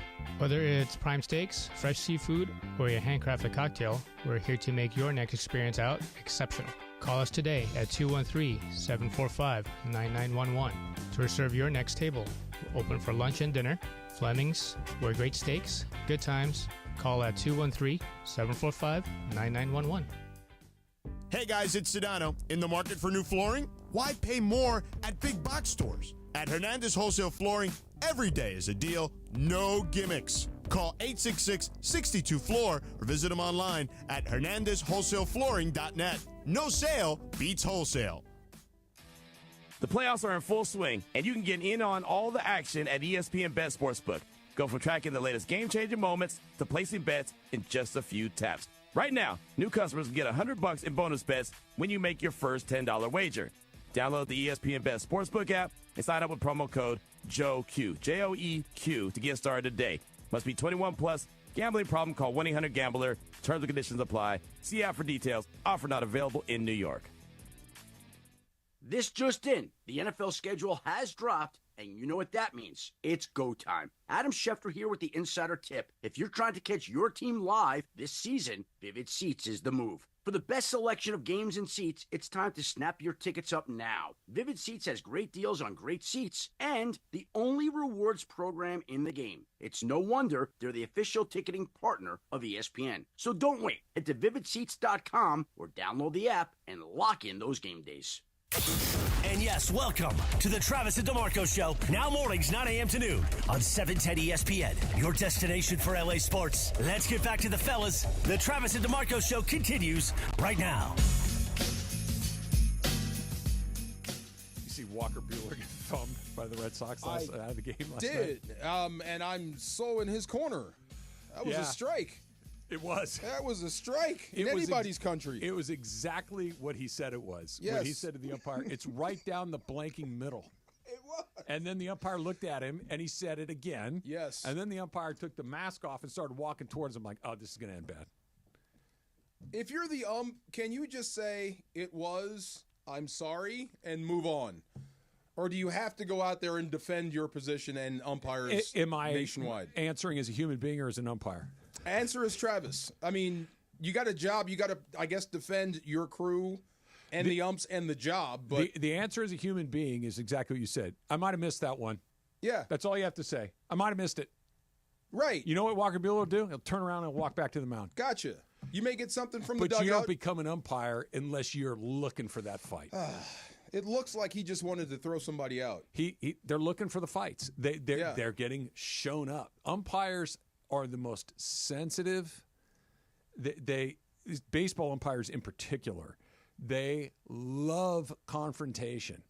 They love it, and they have this gear that if they feel like they've been challenged, they will escalate the situation. So they love confrontation or they hate it. They love it because it seems like whenever you challenge them, that's when they go bonkers. They'd rather everybody just do what they said. This is a perfect example. Yeah. Of where, for those of you that didn't see it, Walker Buehler was throwing a pitch. Francisco Lindor's at first base. Soto's up to bat. Lindor tries to steal second base. The catcher receives the pitch. It's right down the middle. It's a strike. It's right down the middle. And catcher gets it, throws it to second base. Lindor steals second successfully. Buehler is facing second base, watching the play there. Turns back over, sees that it's called a ball, and very clearly says that was right down the blanking middle. All the umpire has to do is just one of those, I might have missed that, Walker. That's it. Yeah. And we move on. But instead, the mask comes off, and I'm walking towards you. Yes. And it's like, well, hold on a second. Now you're coming out here. Now you're putting me in a spot. Right. You're not showing me No up. one was even looking at me. Right. Like, no one even knew that I said something to you. Like, Buehler did it the right way. Yes. Until he did it the wrong way and which went nuts. Or he just took it wrong. But umpires are... That's just crazy. It just doesn't make any sense, and he gets thrown out. You know what kind of jumped out out of at the me? game. Yeah. Dodgers don't have that guy. Not just Walker Buehler specifically, but the guy that is a live wire. The guy that will just, whoa, that escalated in a hurry. Who's the guy that does that on this team? Right now, I guess Kike. Kike's not... Kike's more goofy. He's not crazy. But that's kind of the role he's in. Yeah, but the intangible guy. In a goofy way. Yeah. In a go on an Old Spice commercial and talk about crap in your pants way, not in a I'm going to blow up the dugout with a bat and go bananas way. What about your guy, Muncy? He's not explosive like that. No. Well, he did to that Bumgarner that one time, go get it out of the ocean. Didn't start it. Well, that's right? Mad Bum. and that was, I hit a home run, Yeah. and Bumgarner's doing his ridiculous act out there. It's like, dude, go get it out of the ocean. Like, it's a great line. It's funny. Wow. But Buehler, I mean, we kind of talked about it last year. Remember when he went ape, you know what, Absolutely. in the dugout. And Yeah. the Dodgers still lost that game, but they came back. Teo hits the grand slam, and everything kind of changed after that. Mookie? No, Mookie's not like that at no all. Freddie? No. Pages? No. They don't have that guy. Everyone's quite corporate. They're pretty buttoned up. And Okay, Dave, then you get to do it. That's certainly not him Well, either. I mean, somebody's got to break character if you need it. But that's the point. If you need it, doing it just to do it, like Bueller's nuts, and I mean that as a compliment. Yeah, like he is the guy that's this far away from exploding, even when everything's going great. Or whoever that guy is, maybe hasn't shown himself yet. Because I don't think they. Do you need one? Do you need a guy like that? I think it's nice to have one. Yeah, I think it's nice to have one. I think it might be key. Wild card. He might be expendable. He may be the guy that can do it, and if you get thrown out, it's no big deal. He's valuable, but he's goofy. He's not. Okay. He's not explosive. Do we know the attitude of Dalton Rushing yet? He's a kid. You know, he's Ray, a kid. He's a kid. That dude's combustible. You can tell. I would be knocked. Now here's okay. Yeah. Hold on. Let's think this through. See, I like that. That's a good pick. If he is awesome, because if he shows up after playing in major leagues for 5 minutes and blows his stack in an umpire, not now. I'm here for it. Yeah, but not because now. that indicates true crazy person tendencies. As long as he's right. But I would imagine the new guy is going to stay in his shoes for a very long time. Yeah, I did like his first post-game press conference when he said he's going to be thinking about how he can be better. He took the entire loss on himself. I'm a fan. That's my kind of guy. I'm a fan. Right, me too. Yeah. But that's combustible. Yeah. He's going to blow up on somebody. I don't know him well enough yet to offer an opinion. Yeah. But sure, maybe. He's going to snap someday, and I love it. They don't have a tripwire guy. Like that was Not yet. nothing. It No. was, what was it, the third inning? I think third or fourth. It was early in the game. And It was early. and umpires miss calls. That's a bad call. But if it's a normal guy behind the plate, I don't think that turns into what it was. I totally agree with you. Yeah. But Bueller also was I'm not going to de-escalate No, he's this not either. going to. You're coming at me? If you want to go nuts, I'm your guy. If you want to turn Keaton this style. into nothing, I'll turn it into nothing. You want to get nuts? Let's get nuts. If you want to turn a third inning, I might have missed a pitch, into World War III, I'll do it. Yeah. And then he went on Twitter afterwards, too. What did he say? He was just going at people who were talking about it being like, yeah, I wouldn't want me on the mound either, in terms of I'm so good, they're trying to get me out of this game. I'm a huge fan. I am a huge fan of Walker Buehler. I'm a huge fan of that pitch. Yeah, that was a strike. I'm with you on that. I like guys that are you can't have 5 of those guys on your team. No. But 1 or 2 are very useful. You're going to need some sort of maverick on the team. Maybe he's already out there. Maybe he hasn't I hope so. shown himself yet. There hasn't been a need. Well, coming soon, or maybe Muncy just did it. Maybe it is Max Muncy. Maybe it is your guy, your MVP, Max Muncy. I think they need to go shopping for a lunatic. Double down with Cappy at the $10,000 Blackjack tournament, June 6th at Park West Bicycle Casino. Sedano and Cap will be broadcasting live 3 to 6, so you can join them and check in for the tournament. Say Double Down with Cappy at the player reward desk for free entry into the tournament. Reserve your spot with us now at ESPNLA.com. Factor Caps coming up next. It's Travis DeMarco, 710 ESPN.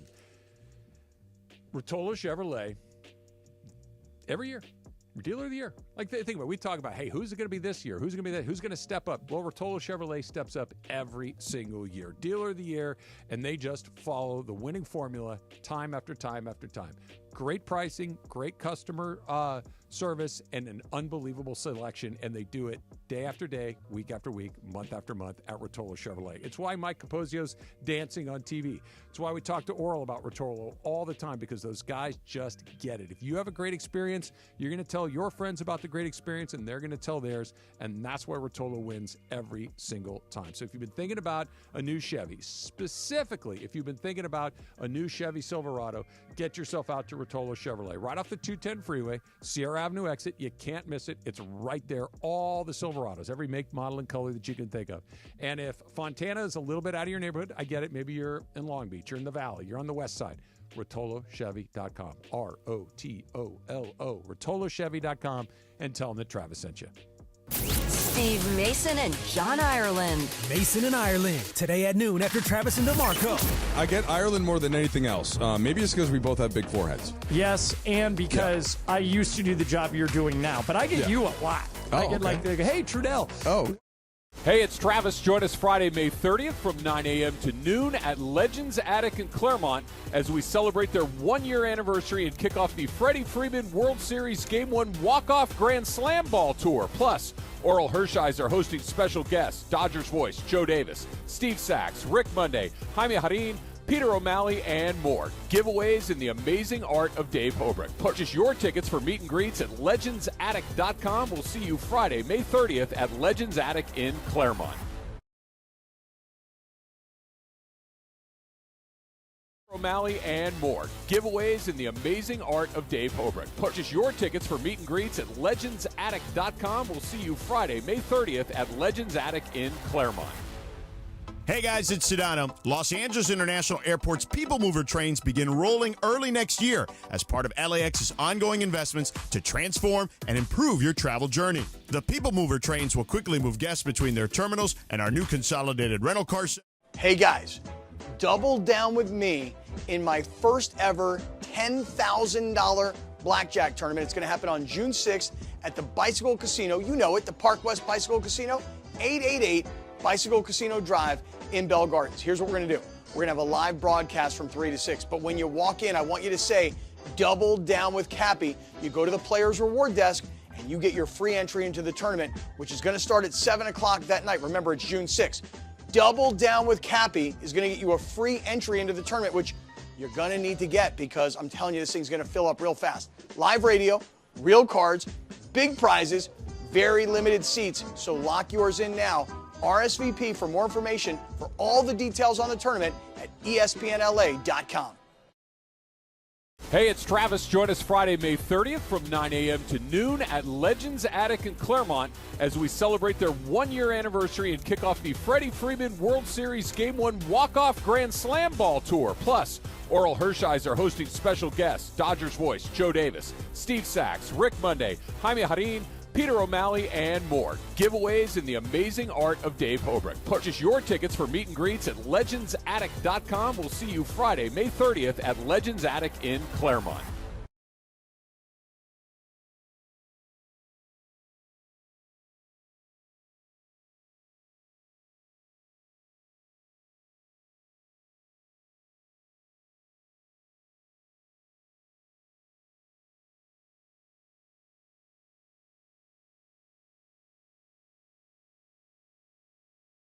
NormondLegal.com or call 213-747-2000. Your recovery is their priority.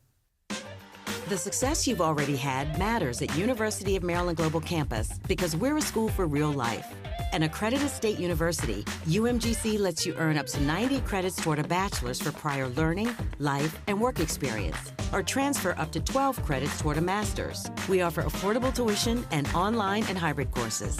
No application fee if you apply by May 30th. Learn more at umgc.edu. Certified to operate in Virginia by Chev. When you bundle renters and auto with Progressive, you can save while protecting your most valuable possessions. Like your really expensive limited edition sneakers and your new suit for your cousin's wedding. Except you never actually bought the suit because you can't stop buying sneakers. So you show up to the wedding looking like you're going grocery shopping. But hey, at least your sneakers will look good in the pictures. Until you're cropped out of every last one of them. So go ahead and get Progressive so you can save while protecting the things that matter to you. Progressive Casualty Insurance Company and affiliates and other insurers. Not available in all states or situations. Here we go. It is Factor Cap time. Factor Cap on the Travis and DeMarco Show. Each weekday around 10:30, producer Emily serves up what's going down, and fun and frivolity ensues. Special thanks to the law offices of Joseph S. Normand for making Factor Cap possible. It's Joseph S. Normand. It's Factor Cap on the Travis and DeMarco Show on 710 ESPN. And if you've been hurt in an accident, let me help you. Call my office at 213-747-2000. That's 213-747-2000. Let's do it. Factor Cap right now. Take it away, producer Emily. Welcome to Factor Cap. Thanks, Joe. Hi, guys. Konnichiwa. Bus. That's Which a new is? word. What happened to Choop? Choop means be quiet. Bus means sit down. Wait, bus? Bus, like as in bus. That's what I said. You mean like the mass transit? No. Bus. In Indian means sit down. Oh, in Indian? Yes. You should train your next animal in Indian. I did train a dog in German. That dogs tend to actually listen better in German because the words are so authoritative. It makes sense, yes. Yeah. I had to give the dog away. What kind of dog? It was a shepherd, yes. Oh, okay. Yeah. Well, maybe that's all it understood. You might be right. So we had Tom Cruise on Pat McAfee. Okay, makes sense. You got similar. You're trying to reach a certain audience. The men 18 to 40. Got it. Cool. Kind of makes sense, but it is a little bit of a weird thing to have Tom Cruise on ESPN. But great get, and I'm glad he got the conversation with them. But then also, I saw a post. Are you guys aware of the show Call Her Daddy?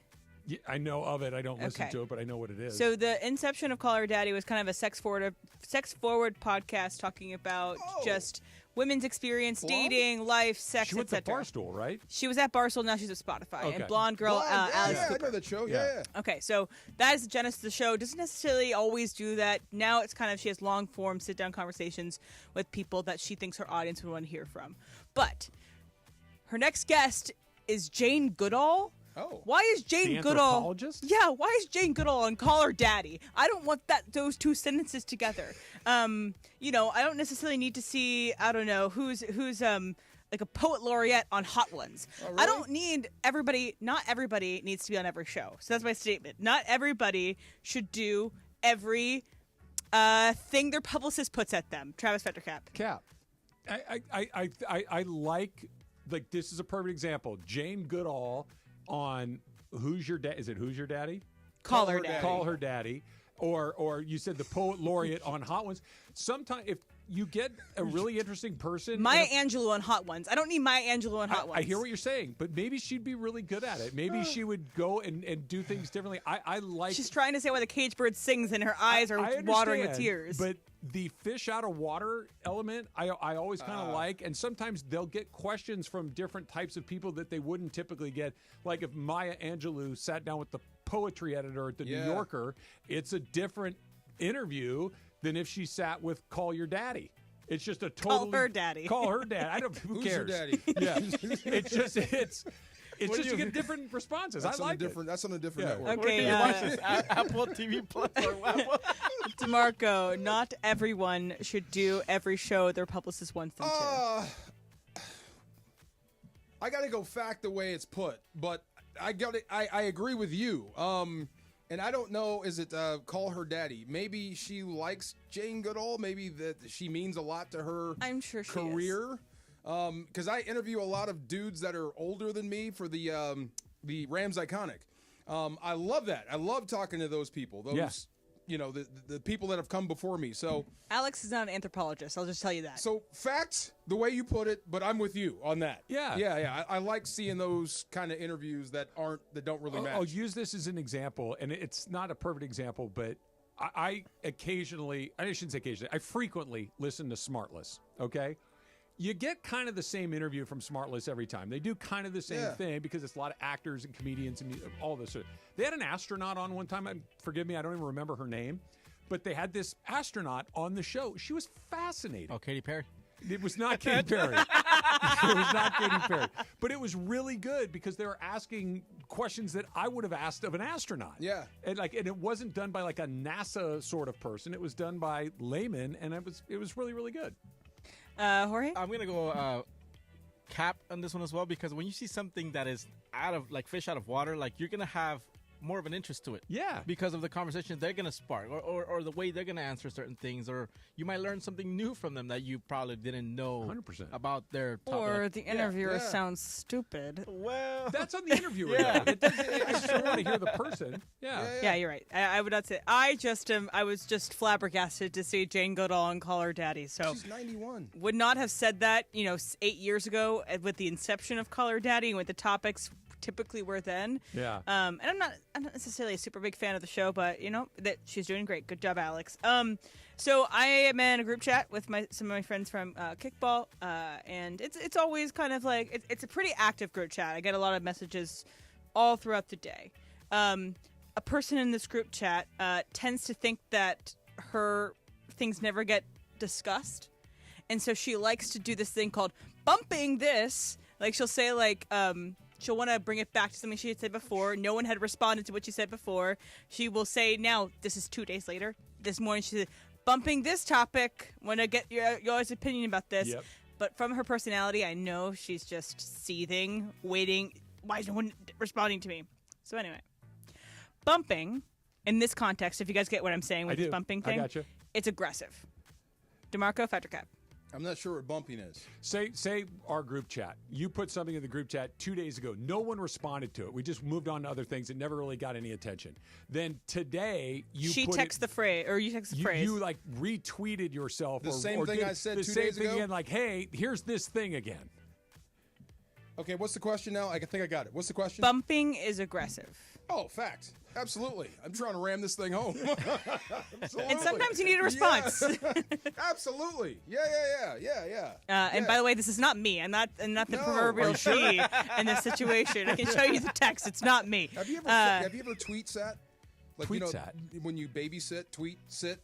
When you throw out something on Twitter and you're looking at the response? Oh, of course. Right. Yeah. Oh, yeah. How come no one thinks this is interesting? Right. Because it's not. Yeah, because exactly. Let me try it again. Travis, bumping is aggressive. Yeah, fact. It is, but it also is necessary at times because sometimes, like the group chat that you described, reminds me of one that I'm on with a number of my buddies. And it's active. Like by the time I go to check out my phone at the end of the show, there could be 15, there could be 75. It's active. If something gets lost in there and I think it's worthy, you can bump it back to the top. Like the Marco and I looking at your food. Yes, exactly. Exactly. Yeah. Exactly. Yeah. But how do you have 320 messages unread? I just don't get that. Oh, me? Yeah. Bro.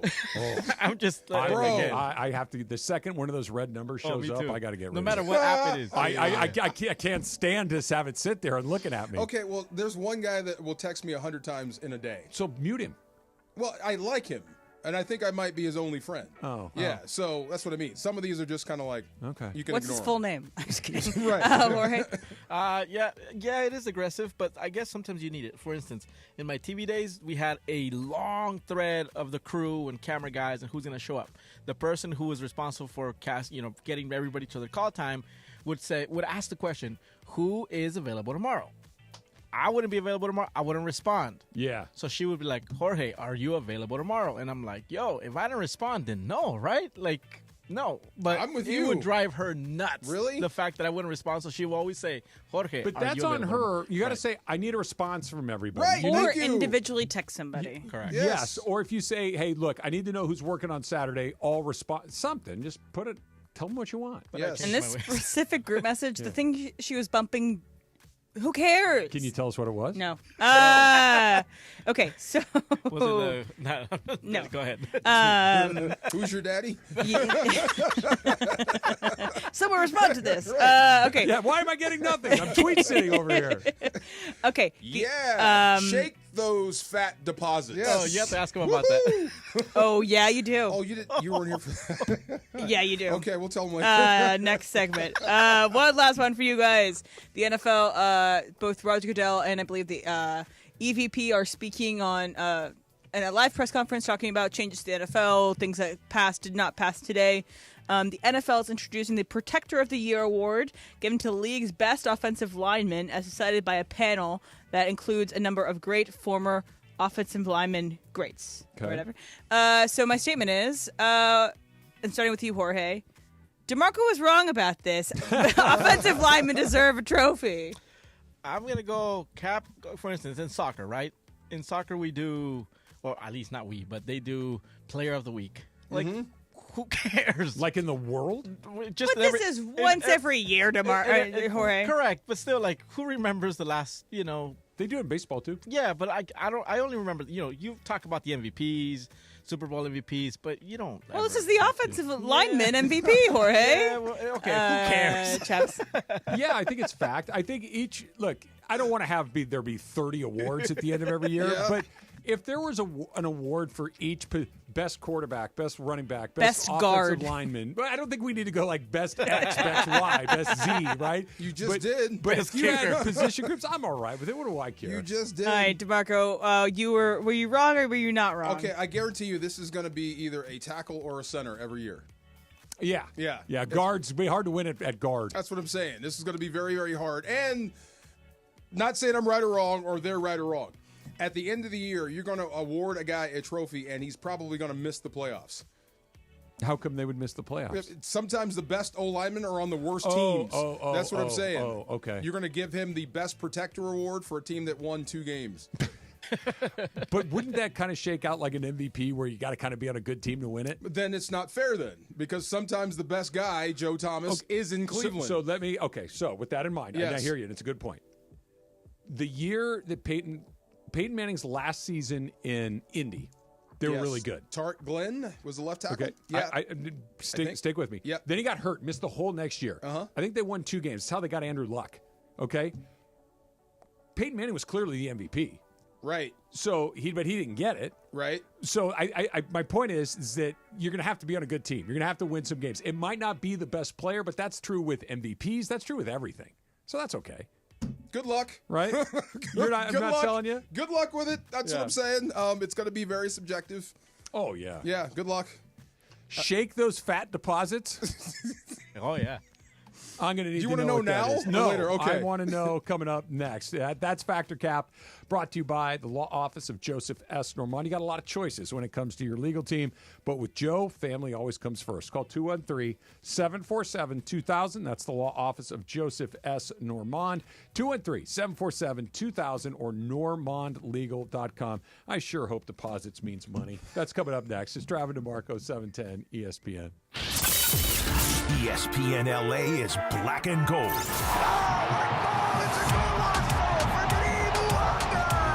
Follow LAFC on the quest for trophies all season long. Every match, every pass, every goal. Oh, Olivier! He drops to his knees and implores the heavens.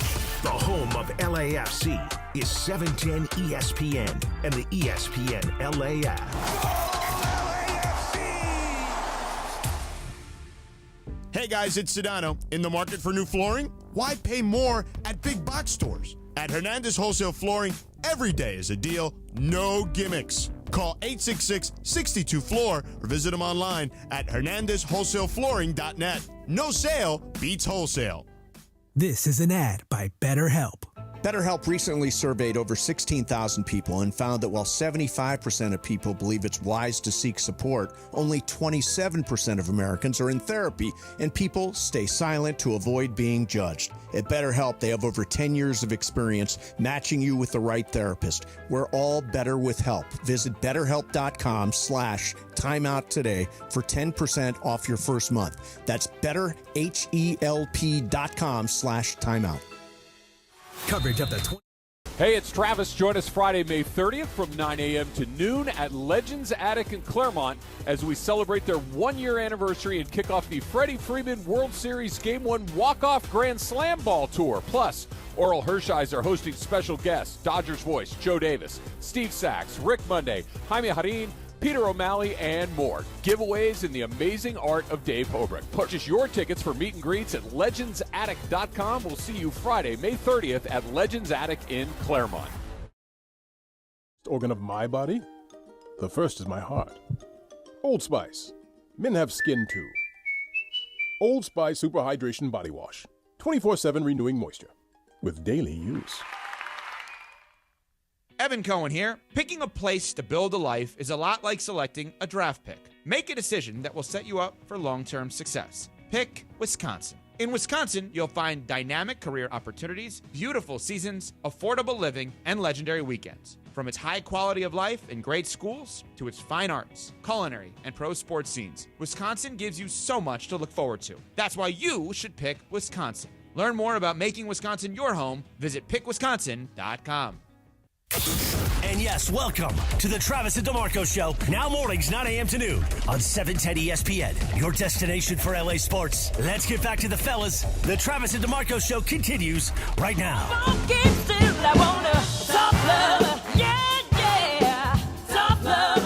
This is from the movie Burlesque. Okay, I was here the day we talked about burlesque. Oh yeah, how did your burlesque show That's go? where that drop came from. Yeah, it was yeah. fun. It was a blast. I'd never been to one. It was great. You It was enjoyed it? Very classy. Would you go again? Yes, Okay. I would. The environment was awesome. The people were great. The performers were outstanding. It was just the person I was with is it was her husband's birthday. Got it. This is the guy I walk with the kettlebell, Got Max. it. Okay. His wife is an academic. She was at UCLA the same time Troy Aikman was there. Okay. So UCLA. What does she study? What is her area of expertise? I believe English literature. Okay. So she's learned. Yeah. She's well read. It's a house of learned doctors. Yes, and she helps kids with their, what do you call that, when you have to write essays to different schools to get their in? application, their essay. Application. She's she's brilliant. Yeah. So she's a lot of fun to go out with because you'll hear some of the craziest stuff fall out of her mouth. So there's a girl who was top heavy. Okay. That was doing the show with her husband. Okay. And she screamed. These are two of the performers. Say again. The people you're talking about now are the performers. The on top stage? heavy person is a performer. Is performing, is on stage with her husband. He's sitting there Bucks on a him. chair. Right, there you go. Yes. Good word. Yes. So we're shouting from, woo, go Max, woo, and all this stuff. And all of a sudden she lays out, woo, shake those fat deposits. The wife or the performer? The learned person. The learned person. Screams that at the top heavy person. She sounds like a good time. A great time. Yeah. And she said it and looked at us like, what? What did I say? Like, you don't know what you just said, did you? Shake those fat... Well, that's what they are. Not in this room. Quite clinical. Right. Yeah. I mean... It's like wiggle your phalanges instead of saying and like shake your fingers. Took me right out of the moment. Just for a second, I'm Yeah. like, okay, this is how you get down. So I'll never forget that. So I said it, and now it's a drop. That's Yes, terrific. Shake those fat deposits. Yes. Now I'm going to know it.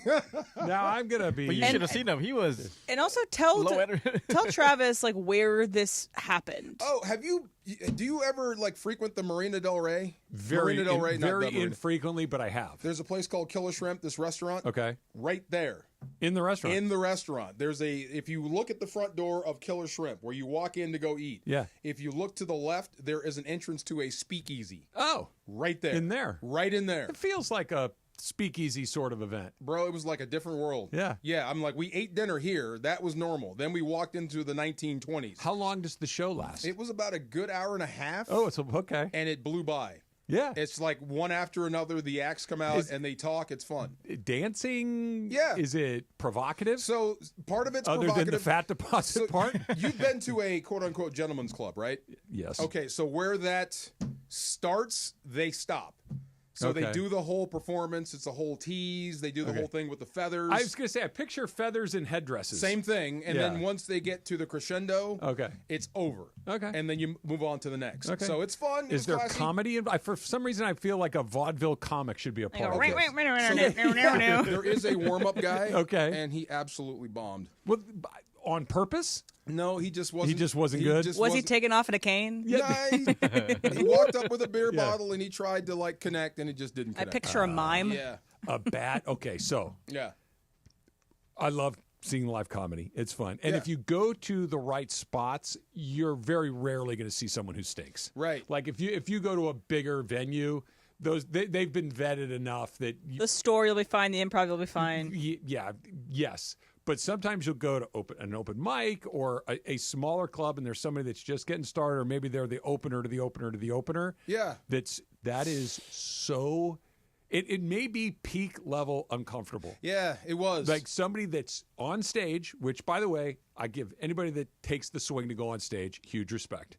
Hard gig. But you go out there and you're telling jokes and they just completely miss and it's crickets. Brutal. I'm going to take it one step beyond. Brutal. There's no stage. Oh, He's just even worse. Standing there in the middle of the room, and it's just like after 5 minutes, no one was paying Is there a attention. ba-dum-dump, or is it just you can hear the air conditioning turn on in the What back was the of the room? thing? What was the thing you brought up when you have to the tweets and the texts? What do you call that again? Bumping. Bumping. So he was bumping jokes and got upset because he told a joke and no one laughed, and then he got mad and told it again. Like Joe Coy is like, hey, I wrote this joke. Here's the punchline. And like, you guys clearly didn't get the joke, so I'll say it again, and we didn't say anything again. Also, DeMarco wants to make this a show outing for the next The burlesque show? This is amazing. There was one girl that busted out the Charleston. And I've never seen a live Charleston before. Is that this one? That's the one where you're doing the forward and the back. That one. What's the one where you put like the flappers from the 20s? She did that one too. Is that- with the knees. With the knees. She did that one too. That was part of it. Yeah. You it's part guys of the have dance. fun. Yeah. I like the knees thing. It was amazing. Yeah. I felt like I was back in the 20s. Yes, but Alice was kind of throwing me off with these comments. Yeah. There's something about being. Had you socialized with her previously?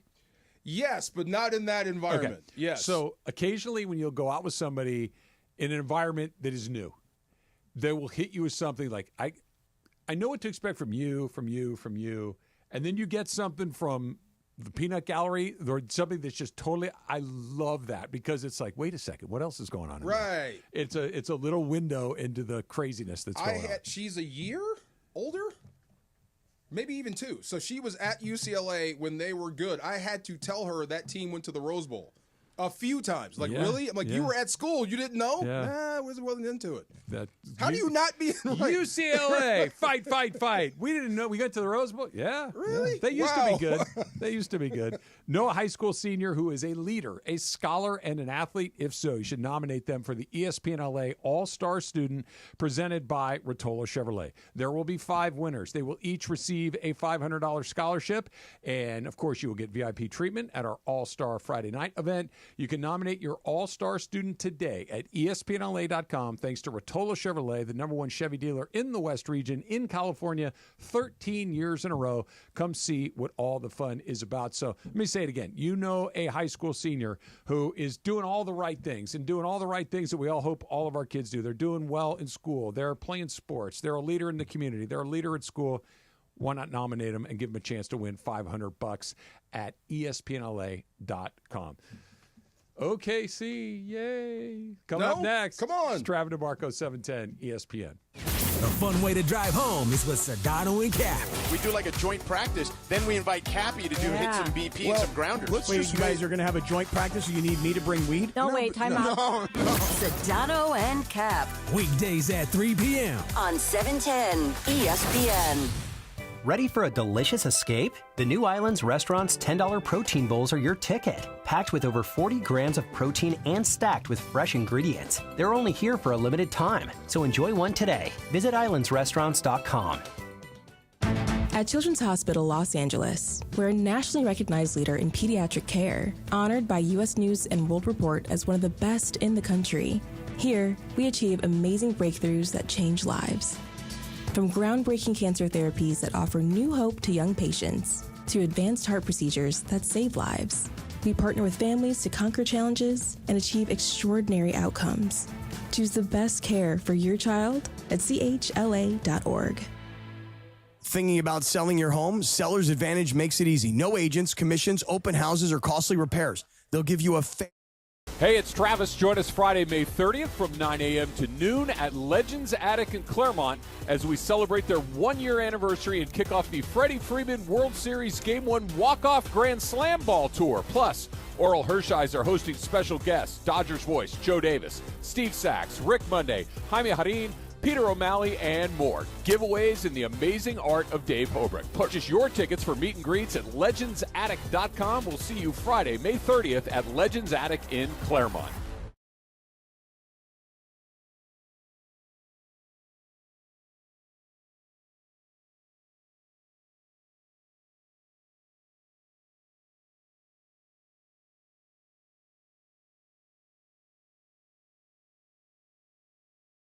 That's powerofwork.goodwillsocal.org. Brought to you by GSC Verizon Skill Forward.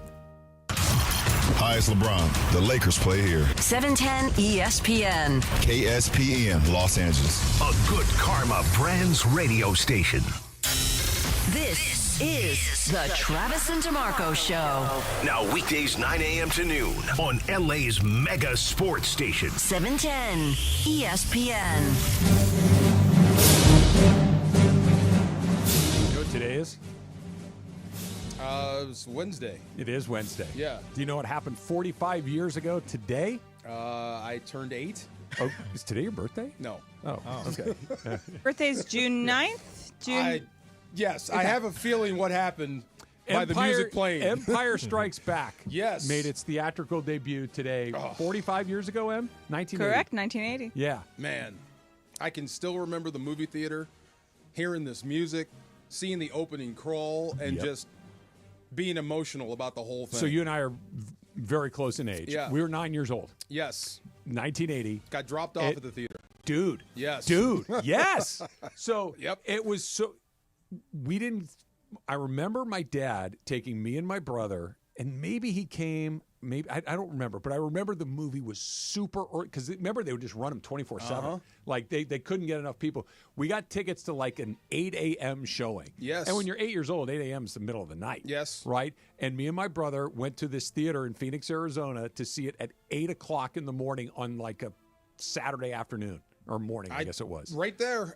They would clean the theater and move people out because people would stay. We found a little section behind the curtain that was on the screen where we could hide. Oh, and no you one watched knew, it again? And no one knew, and we would sneak back in that's and great. watch it again and again and again and again until they caught us. And my favorite. Yes. The anticipation of getting to see the next chapter of this story was like, you got to be kidding me. Bro, I cried for one of the first times. The second one was Rocky IV. I cried like a baby when they froze Han Solo in the carbonite. And I'm like, you're going to end the movie this way? Yeah. I had no idea. One of the great reveals in movie history. Yes. Yeah. I am your father. Yep. Have you heard the story about that?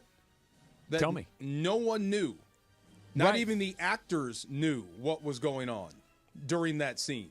Like, no one had any idea this was coming.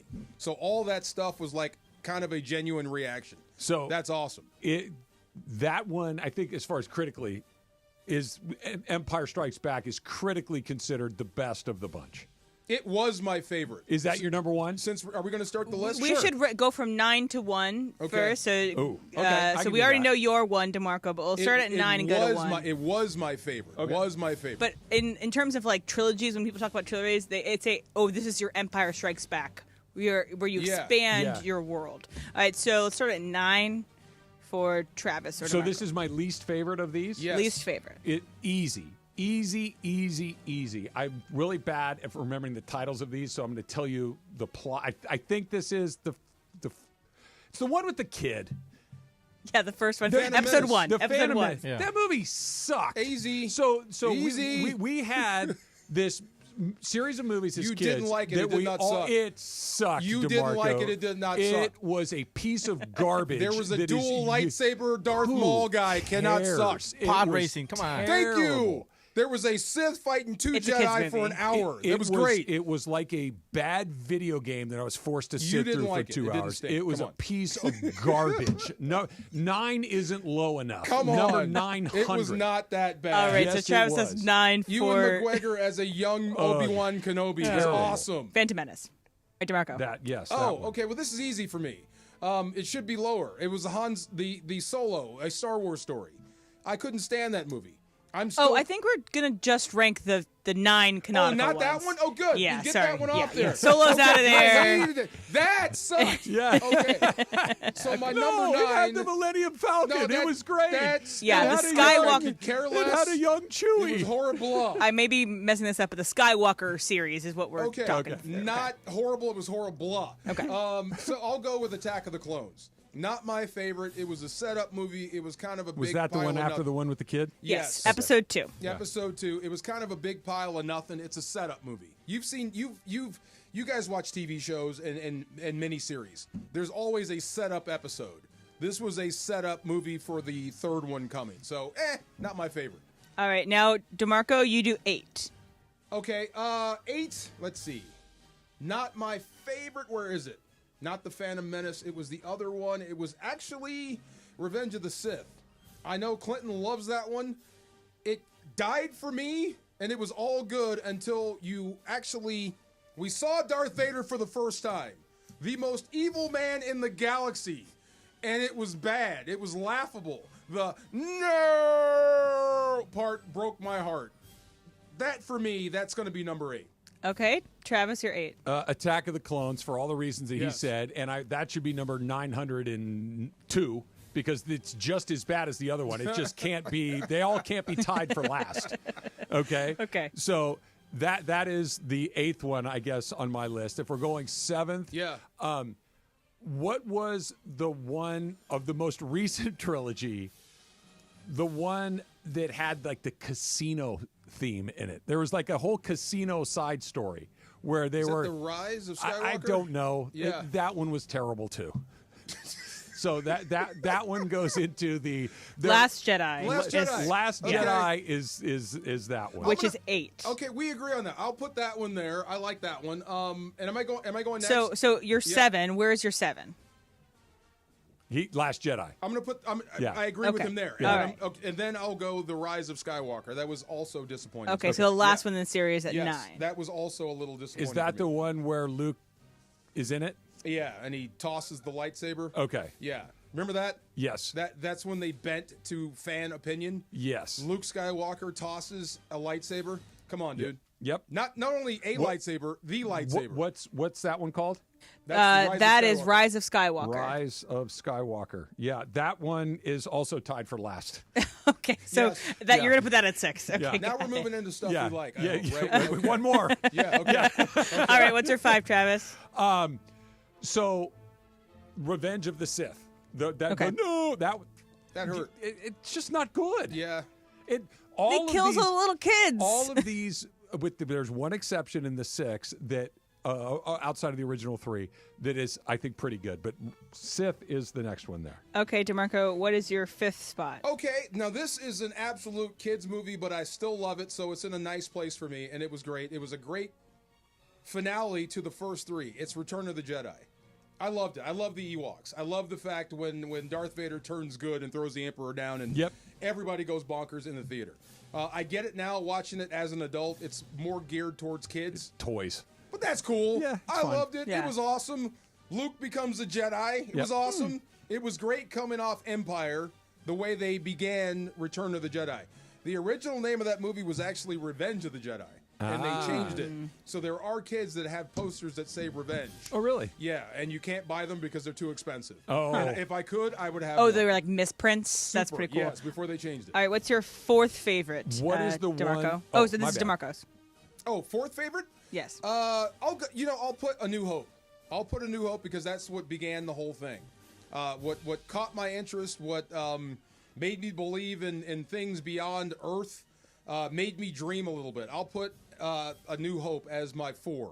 I think I screwed up my list, but that's my 4. Okay, Travis, your 4. So this is the only one outside of the first 3 that I thought was genuinely a fun movie to see. Like it kind of, you got lost in it. It's the first one of the final trilogy, The Force Awakens, where Daisy Ridley, I think is her name. I think she's a great character. I think that it's kind of got the grittiness of the original Star Wars. She's Rey. I liked that movie. It had Han Solo in it. I thought that who's the guy that played the Stormtrooper at the beginning that decided to go good? I know who you're talking about. I'm losing his name too. I am too, but I thought that's a good movie. So that's my 4th. All right, then. I want to make sure if we do really a graphic of this, now. 9, 8, 7, 6, 5. I want 5 through 9 to all be listed as 9. I want 1, Parker, 2, 3, 4, and then 5 9s. Okay. Am I reading this? Did you just do a Force Awakens? Yeah. Dang. All right. So, what's your 3, Travis? Jedi. Jedi. You like Jedi? Okay, good for you. And I get that it's not a great movie. I get that it's exactly what you just described to Marco, as far as it's a little childish, as far as like you. But I was 13 when it came out. So let's go. It hit me exactly in the right spot. It was me as a 13-year-old living in that universe, so I liked it. All right, DeMarco, what is your 3? Is this my 3? Yes. Menace. Deal with it. You dang right. Deal with it. I've never thought less of you Jar than Jar at this Binks? exact moment. Forget that part. Everything It else was was in awesome. the movie, DeMarco. We had Ewoks. You love it. You had Jar Jar Binks. Give him a break. Ewoks are nothing to Jar Jar Binks. Ewoks did not talk like that. Did you have dual lightsabers? Did you have a double lightsaber in any movie? I did not have Did you Jar have a dude Jar with horns? Binks. That was bad. I That was did not awesome. have Jar Jar Binks. Come on. Strutting and talking like that. Bantha Poodoo. Thank you. All Menace, right, my 3. your number 2, DeMarco. Oh, of course, Empire. Empire was number 1. until I saw my number one. So Empire is up there. And then Travis, you're It's 2 there. and 1. Yes. My 2 is the original New Hope. Is that what we call it Yes. now? Yeah. The original. Yeah, and it's tied for first, quite frankly. It's tied for first with So Empire. your graphic's I've got gonna be 1, 9. 3, 4, and 9s. Like it. That's what I want. 1, 1, 3, 4, and 9s. And then your first one. The Empire, because it's the best movie. It's the big reveal. Yep. It's a different movie. Yes. Like it's 1 and 3 are kind of the same movie, quite frankly. But 1 was the original, so you can't. It started the That's whole what thing, so started it's got to be everything. at the top of the list. Yes. And DeMarco, you're number 1 overall. Rogue frickin' one. It's awesome. I love Diego Luna. It's great because they're all doomed. What? You're looking at me funny? It's That's not in the technically 9. not in this. That's in the Why solo can I- universe. what do you Because mean? we're doing the 9. We're doing the 9, the prequel, the center, and the end. Which one putting have you Rogue not One put at in? one. It's fine by Okay, me. One is sure, my number whatever. one. Yeah. Dang All it. right. Then I would like to kick out Phantom Menace and put Rogue One in there. It's all Star Wars. Okay, am I wrong? Okay. Okay. All right. Rogue well, One you is my missed number out. one. You, It's list- gritty. you missed out on one of then you have one of the episodes that is not here, DeMarco. Shoot. Okay. You have. I blew my list a long time ago, but go ahead. I gotta look it up because I thought you were anyway. Oh, All okay. right, so you got Put Rogue the One. ride in there. Huh? Just put one of the rides in there. I like that ride. Put the Although rides in there. It breaks Come too on. often. Yes. That was a depressed. So we went on what's called Rise of the Resistance at Disneyland. Oh, you did not do the Last Jedi, DeMarco. Is that the one where he threw the lightsaber? Yeah, Is that the one where Luke I tosses the don't know. lightsaber? That's you guys Yes. know the better Okay. than I do. it All is. right.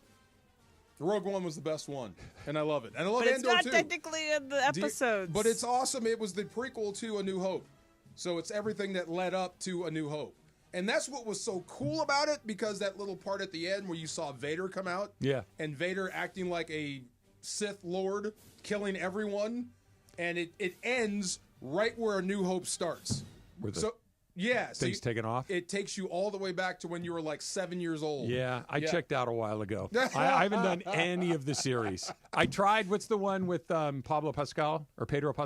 Mandalorian. Yeah, I tried that for a half hour and Yeah. like, nope, You don't like little baby Yoda? Come on. I'm out. Good stuff. Grogu. It just I'm glad people love it. Yes. Glad that it exists. All right, I so, need more. Others. If you so make the more, I'm graphic gonna be is there. going to be insane because there's been a couple of 9s, 2, 3, 4, and 5 1. 9s. 5 9s, 2 1s, and then DeMarco's is going to be your list, and then I'm going to have excluded Last Jedi. Mine's going to be highly scrutinized. I cannot believe people hated Menace so much. Gosh. How long was it from the time that Jedi came out till that came out? 20 years? At least. Okay. It was Forever. so no, actually it wasn't as long. Yeah. It was the Return of the Jedi was 1983, and then the Phantom Menace was 1999. Okay, that's close. So it's like 16? 16 years. Yeah. I mean, Let down. it was the best lightsaber duel I'd seen ever. I can. Think about it. Even Oh. Luke and Darth going at it in Empire wasn't as good as that. Yes, it was. Celebrate 1 year of Legends Attic with me and DeMarco live coming up next Friday. That's May 30th. Iconic legends like Steve Sachs, Jaime Harin, Peter O'Malley, Legends Addicts giveaway, live art, Dave Hobrecht, of course, and you can see the ball. Freddie Freeman's unforgettable Game 1 Grand Slam ball. It's all happening at Legends Attic, 619 West Foothill Boulevard. That is in Claremont, and tickets are available for you at legendsattic.com. The WNBA, or excuse me, the NBA. I have as much interest in this series as I do the WNBA. Come on. The Oklahoma City Thunder, they're Blew pretty them good. out. They Yeah. sure did. It was, you know what? Dude, why it is was Caruso good not until in- it was terrible. Why is Caruso not in the Lakers uniform? There's a lot of guys in that series that could have been in Laker uniforms. Just why? Can you tell me why? Yeah. Okay, sorry. Ask Rob Pelinka or whoever was in charge when they did that. That's coming up. It's Travis DeMarco, 710 ESPN. Steve Mason and John Ireland. Mason and Ireland, today at noon after Travis and DeMarco. I was going to say, Mace, You it have to bring started it out. out that you were the weird one, and I may have out-weirded you at this point. Hey guys, double down with me in my first ever $10,000 blackjack tournament. It's going to happen on June 6th at the Bicycle Casino. You know it, the Park West Bicycle Casino, 888 Bicycle Casino Drive in Bell Gardens. Here's what we're going to do. We're going to have a live broadcast from 3 to 6. But when you walk in, I want you to say, double down with Cappy. You go to the Players Reward Desk, and you get your free entry into the tournament, which is going to start at 7 o'clock that night. Remember, it's June 6th. Double down with Cappy is going to get you a free entry into the tournament, which you're going to need to get because I'm telling you, this thing's going to fill up real fast. Live radio, real cards, big prizes, very limited seats, so lock yours in now. RSVP for more information for all the details on the tournament at ESPNLA.com.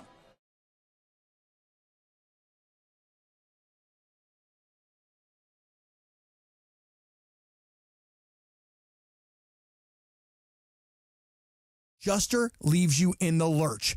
Take a breath and call Avner Gatt. With years of experience and a passion for helping people, if you've got water damage at home, call Avner Gatt today. 818-917-5256 or avnergatt.com. That's 818-917-5256. Avner Gatt. Your claim, our game. Hello, I'm Richard Navarro, General Manager at Fleming Steakhouse and Wine Bar in downtown Los Angeles, where unforgettable dining meets the heart of the city. Whether it's prime steaks, fresh seafood, or your handcrafted cocktail, we're here to make your next experience out exceptional. Call us today at 213-745-9911 to reserve your next table. We're open for lunch and dinner. Fleming's, where great steaks, good times. Call at 213-745-9911. Hey guys, double down with me, Cappy, at the $10,000 Blackjack Tournament, June 6th at Park West Bicycle Casino, 888 Bicycle Casino Drive in Bell Gardens. Join us for a live broadcast from 3 to 6 p.m. and say double down with Cappy at the Player Rewards Desk for a free entry into the tournament, which starts at 7 p.m. sharp. Live radio, real cards, big prizes. Seats are very limited, so lock in yours now. RSVP for more info on the tournament details at ESPNLA.com. The Peace Lily is so last year. Hey, has anyone worked with fiddlenecks? Shelby's... Hey, it's Travis. Join us Friday, May 30th from 9 a.m. to noon at Legends Attic in Claremont as we celebrate their one-year anniversary and kick off the Freddie Freeman World Series Game 1 Walk-Off Grand Slam Ball Tour. Plus, Oral Hershiser hosting special guests, Dodgers voice Joe Davis, Steve Sachs, Rick Monday, Jaime Harin, Peter O'Malley, and more. Giveaways in the amazing art of Dave Hobrick. Purchase your tickets for meet and greets at legendsattic.com. We'll see you Friday, May 30th at Legends Attic in Claremont.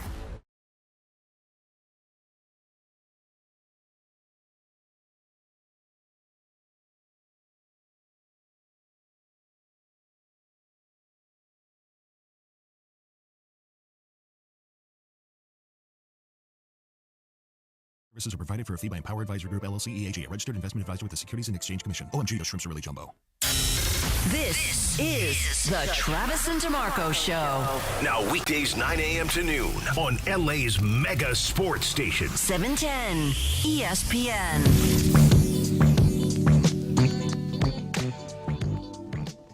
What were we just talking about? Oh, basketball. Yeah, we'll get to that in a second. This is more important. Which part? The NFL needed 24 votes today to ban the tush push, but only got 22. They came up 2 votes short. Here are the 10 teams that voted against the ban. These are the teams that were in support of the tush push, this according to Adam Schefter's Twitter account. Philly, obviously, Ravens, Cleveland, Detroit, Jacksonville, Miami, New England, New Orleans, the Jets, and the Tennessee Titans. So that means that the Rams were one of the teams that voted to get rid of it. The Eagles being on there, that the Bills voted to get rid of it, I think is kind of interesting because they have it too. They were one of the teams that ran it reasonably effectively, but it's going to be here another year. The Eagles get to tush push all over again in 2025. So they needed 24 votes. They got 22, but here are the 10 teams that voted against. Yeah. So there were 10 teams that voted against the ban. Yeah. So who were the other 12? There's 22 others. Because 10 plus 22 makes 32. That's every team. So 22 voted against it. 10 voted to keep 22 voted against but it. But you needed 24 to get rid of it. So 10 are for it, 22 against. Yeah. Okay, I got you now. That makes sense. Okay. No shock there. I'm kind of on the fence about it. I see both sides of it. I don't think it's a safety issue. I think if you don't like it, stop it. And any team can do it. Any team can do a tush push. You mean it just as far as like legally speaking, they can line up in the same way? It's just a short yardage play. It should be officiated properly, which means if no pushing, that should be a penalty. So I would say enforce the rules, but don't ban the play. I think that's kind of weak. Yeah, I really do. I don't have a huge problem with it sticking around because really the only team that uses it really effectively is Philly. If the whole league turned into a team that could run the tush push like Philadelphia does with the same amount of efficiency, that basically you're running it at like a 93 or 4% success rate, right? Then we're playing rugby. What's the point? That's not necessarily, but that Philly is the one team that does it well. Okay. They've hacked the system a little bit. Tell me what's the difference in your mind between, let's say it's a 4th and inches, 3rd and inches play, right? Mm-hmm. And you run the tush push, or I turn around and hand it to a 240-pound hammer that picks it up at the same clip. Yeah. What's the difference? Not much. Okay, that's the way I see it. It's a short yardage run play. Yeah. Oh, okay. It's no big deal. Not really. The Eagles just made it more popular. The difference, I think, if you're asking me the question, is it feels like a few more things could go wrong on the play that you described as opposed to the tush push. You've got to get the snap handled by the quarterback. The quarterback has to hand it to the fullback. The fullback has to hold on to the ball. The fullback at least is starting 2 or 3 yards into the backfield. Yeah. That there's a couple of more variables that need to go right. That initial play, if the defense, even if they just very quickly they can push back, It feels like it would have a slightly less efficacy rate, but I don't really care. It's a much ballyhooed quarterback sneak is what it is. Yeah, I mean, and you can't ban that. It's part of the game. The only reason I'm open to the discussion is if it became a regular part of every game. If we saw the tush push 10 times a game in every game, I don't want to watch that. It's just bad TV. I'm not saying it's illegal. Okay. I'm not saying it's I'm just saying it's That's boring to you? Yeah, very. Okay. Did you like football in the 80s? It's fine, but they didn't run that play 10 times a game. No, but old school wishbone offenses, they had. I didn't like that either. Oh, you didn't? No. Oh, see, I love that. If I was an OC in high school or college, I'd run the wishbone and you'd never stop me. Yeah. I would. Yeah. We'd score 30 points a game and you'd never stop me. There's a difference, though. There's a difference between does it work and is it fun to watch, to me. Okay, I mean. It works, but But it's not like they do it on every play. Yeah, I don't. Okay. I don't understand why this had garnered so much attention that it needed to be banned. It's not like they're the first team to be dominant up front. I hear you. I honestly think I'm right about this. I think that the impetus for this, at least in part, is it's bad TV. Because it's the same reason that I have problems with the way that the NBA is played right now. There's a lot of things in Major League Baseball that are not good. At the end of the day, these are TV shows that need to be compelling to as many people as possible. But when I watch the Eagles, especially this year, probably the 3rd or 4th thing on the list that I was like interested in was that. Yeah. Mostly it was Saquon Barkley. Sure. Their defensive line, Jalen Hurts. 100%. Their receivers, Sirianni not blowing up. And then, oh, by the way, they picked up a first down on a tush push. Yeah. I don't know why it became such a big deal. Yeah, I'm with you. Like I don't think I would have voted to get rid of it until it becomes more of a regular occurrence because it's not a regular occurrence. But I kind of get where they're coming from. I just don't have a strong opinion on it. Okay, and the other one, it's kind of like Kareem back in the day where he's so dominant you outlaw dunking. Well, that's not his fault. Right. Get better. Yeah. Stop the play. The one I thought that was it the Super Bowl when Chris Jones got all chewed up in there. Oh, the yeah. D tackle. Yeah. And they were, it's so unsafe. Man, that's every single play. Every play is unsafe in there. Come on. That does not pass. The tush push will live on, at least for another season. The other one that got tabled, like they just decided not to vote on it, the Lions pulled back their proposal to kind of redo the playoffs, which is basically 4 division winners go, and then the next 3 best records go, wild cards. But instead of division winners automatically hosting a home playoff game, the best team gets it at home, and then after that, we're just seeding according to record. Are you switching midweek? What do you mean? I'm just thinking of TV setup, everything, and so the game is supposed to be here, and then after a week's worth of games, you're going to switch locations? I'm not following. You're reseeding, right? No. It's before the thing even starts. Oh, before it even starts. Yeah. Okay. Yeah. Okay, go ahead. So basically, last year is a perfect example.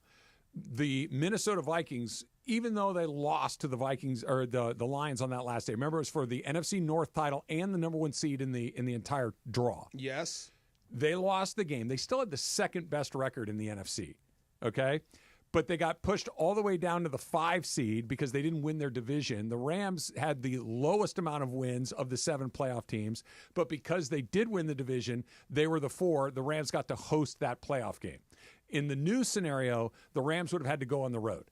They would have been in because just they won the based on a division. record. It's just top seed is top seed. You play at home. Everybody else gets seeded according to record. Okay, well, just like me. I mean, doesn't matter. Whatever the criteria is for that home game, get that. I think it puts a little more value on regular season football. And devalues your division championship No, because some. Not well, a little bit because you don't get the win home the game, division and not have enough but you wins. still go to the playoffs. You go to the playoffs, Yeah. but you don't get the favorable seeding as division champ. True. It just depends on your record. But True. What happens if you're Buffalo and you're playing that cake schedule? That's what I'm saying. Hopefully that stuff evens out over time. The divisions get better or get worse. But I think understand this your will point. even out. This may wind up biting Detroit in the butt this year. They pulled it back. It's not going to I happen. know, They're but going to keep it. This could bite you in the butt the next season. Yeah, it's weird. I think it was the best of both worlds because, let's use the NBA as an example. The divisions now literally are meaningless. You think so? Tell me what they do. Winning the division is. What do you get? Well, you get to be division champ. That's Okay. the whole point. But you don't get anything. You get a playoff berth. Yeah, but you don't, not because you won the division, because you're one of the top 8 teams.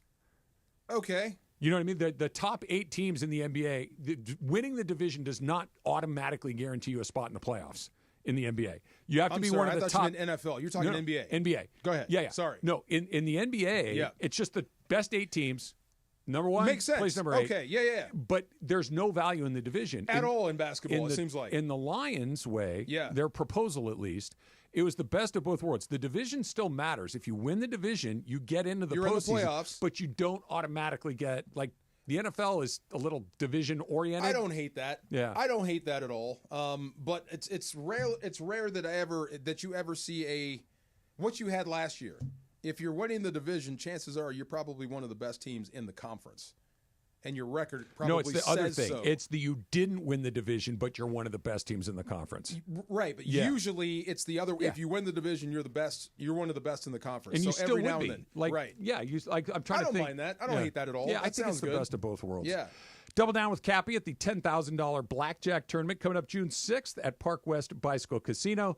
Sedano and Cap broadcasting their show live 3 to 6. And when you join in, just say double down with Cappy at the player rewards desk and you'll get free entry into the tournament. Reserve your spot with us now at ESPNLA.com. Oklahoma City. I can't wait till Dan Campbell gets fired. They all get fired, right? I'm just kidding. No. But he's going to go out loud. Yeah. He's going to go out loud. Yeah, he's loud. And a bloody mess. Yeah, I mean, that's how he is, right? No doubt. Yes, sir. I've done a complete 180 on that guy. Don't you love him? I've come to become very, very fond of him. You think he gets a second job? Yeah, you for think sure. You think heck he does? yeah. Okay. Heck yeah. Mike Vrabel style? Okay. Because he won. Yeah. Well, we're going to find out this year. We're going to find out this year about him. Paint me the scenario where he doesn't. Because I don't think it exists. If both coordinators leave and you go back to the bottom. Okay. Then you'll say it was them, not him. I'm the general manager. I say you get him in a head coaching position. You surround him with really good coordinators. We're going to go right back to the top. I'm not saying that you hire him to become a coordinator. Could be a Singletary moment. You had your moment. It worked. No. Didn't Mike work. Singletary sucked at being a head coach. Dan Campbell doesn't suck. They were good for a minute, and then it all went south. What did he last 8 games? I think. Dan Campbell's been there 4 years. I know. And took them from terrible to NFC Championship good. Give the GM some credit, too. I just wonder. I'm not giving them no credit. I'm wonder, saying that this is not a flash in the pan. They've been good for 3 years in a row. I need to wait and see on that. Yeah. Let's see what happens this year. Why wouldn't you hire him? I'm curious. I want to see what happens this year. Yeah. It could be Ben Johnson. It could be Aaron Glenn. It could be Jared Goff. It could be a lot of things. It absolutely could be, but he has ownership in it too. Oh, no doubt. That team is made after him. The culture that he brought no doubt. is real. We'll see. This is going to be fun this year. Yeah. We'll see. Get rid of Shanahan. Bring him in. That's what I would. Please let that happen. That'd be great. Oh my God! Please get rid of one of the best offensive coaches in the league. He needs support to be sure, but when he came in with that, we're going to bite kneecaps and that voice down here like this. I'm like, dude, come on, stop. Like this, but you know what he is? They're biting kneecaps. He's authentic. Like he's genuinely a crazy person. We'll see, and I dig that. This will be interesting. Please hire him, 49ers. OKC is up 1-0, and I don't care. I really don't. Jimmy Crack Corn. I was watching last night, and their defense is amazing. They're going to win the title. I really think they're going to win. You think so? Yeah, their defense is too good. Man, are they so good? They're really good. Yes, and I'm starting to really like SGA. And I've heard this before, and I agree. Ant is more fun to watch, but this dude over here and this team, they are dynamic and connected. They might win a championship this year. They're the best team. They were the best team during the regular season. Yeah. They've been the best team in the playoffs. They look like it. Shea's probably going to win the MVP tonight. Yes. He's probably going to win the MVP of the finals. It's headed in that direction. It's just like, okay. We're looking for the next guy. It could be him. Nah. He's good. He's a good enough player. Him. Yeah. I like the way he plays. Good team, and I like the way foul he answers hunting. questions. You like the way that he plays with that? That's modern NBA. What do they call it? It's so lame. He's on the grift. Yeah. He had 7 free throw attempts in 6 minutes Hey to start man, they're the game. calling it. I'm not. This goes right back to the tush push thing. Yeah. I'm not saying it doesn't work. I'm not saying it isn't a way to win a game. I'm saying I find it incredibly unwatchable. There's contact. He's forcing you to make the call, and it's the same thing we love about Luka. They all do it. LeBron does it. They all foul hunt. Yeah. I know it is. Yeah. It's modern NBA. And that's why it's like, dude, the second the Lakers got eliminated, it's like, all right. It's going to be an uphill battle for any of these stars to really come out as superstars with our reactions to this. You know who I find myself like when I'm watching the games, I'm engaged and beyond just I need to watch. He's fun to watch and I like him, but it's Brunson. Oh yeah, he's like Max Muncy. He's everybody. Brunson is fun to watch. Yes, and he's tough. He's competitive. He's kind of a normal sized person. He's an everyman. That's yeah. balling. Yeah. And I don't think there's another New York team that I root for. And I'm not a Knicks fan, but when I find myself watching Brunson, I don't root against the Knicks. Like those other three teams, I don't care if they win or lose. I really don't. I never hated the Knicks. I've never rooted for them, but I've never hated the Knicks. And I like this group. I like this Knicks group. And they could be champion if they do. I think OKC's got a real strong grip on it. We'll see what Minnesota does on Thursday, but I don't think they have an answer for They OKC. turned it over 17 times. They shot 29% from three. They took 51 threes. And right. And how many did they make? 15. Yeah, that's what I'm saying. And OKC destroyed them in the paint. Rudy Gobert was a non-factor, a no-show. Dude, that happens a lot. But that cannot. Yeah. Thursday will be different. We'll see. In OKC again with them with all their T-shirts on? Gotta be. Minnesota can't go out like this. They can't. They can. They cannot go out like this. If they're not as good, they absolutely can. They cannot. They're they won't. so corny. The thing is, I find it so hard to root for OKC. It's the corny shirts. It's everyone standing until the first bucket goes. It's that it just doesn't. There is zero aura in that building at all. You know what has? You're right, Em. And here's what would have to happen for that to change. There'd have to be a quasi San Antonio like run where they're in it all the time, to where it's just like, hey guys, they're really good. Stay tuned. And it may happen, but they don't matter. That doesn't mean they can't win a championship. I think they're going to, but it's just like you look at these things. Every sport has their 8 or 10 teams that matter. They're not on the list. I think we may have to start putting them there. I don't think they're going anywhere. No, I don't either. But that doesn't mean they start to matter right away. No, it takes a long time. I'll tell you, the first step to mattering is winning a championship. Of course, and that's why the Spurs really didn't matter until they went 20 years. But it took 20 years, and you had to respect them after. And then they can wear their corny T-shirts. They can sit there and do all their things. It's like, I guess that's just what they do. But right now, you're like, look at these guys. I like the way that dude answers questions. Shea? Yes, I really do. He's a good player. Very insightful. I really do. And he's a good player. He's a great player. Oh, will you stop? Come on. I'm telling you. Zero aura. Champions can't be boring. No, they cannot. 100% they can be boring. By definition, champions can't be boring. Look at the Texas Rangers from 2 years ago. There's never been a boring champion ever. You may not like it. Like Phantom Menace. It did not suck. You just didn't like it. See? I think that the vast majority of people that saw the movie would say that it sucks. Not my friends. Put up a poll. Not my friends. Yeah, hey, call in 877-710-3776 to defend him minutes suck. You might be surprised. There are a lot of people that love that movie. Hot and cold's coming up next. The fun way to drive home is with Sedano and Cap. Weekdays after Mason in Ireland. American Gladiators has found its host in WWE superstar Mike The Miz. Does he co-host? Does he have like a... No, just him. By himself? No eye candy, just him. You know? No eye candy, really? Yeah, like a guy like me. It's very entertaining. Like a piece of ass. Well, they got the Miz, because he knows this kind of stuff, but then they brought that hot guy, Kaplan. Sedano and Cap today at 3 p.m. on 710 ESPN. Memorial Day at Morongo is so much fun that after Monday, I'm taking off Tuesday. And now the top reasons to visit Morongo. Memorial Day freebie. Get a free red, white, and blue hydration bottle the 26th. Number 2. Neo, live June 20th. Get tickets now. And the number 1 reason.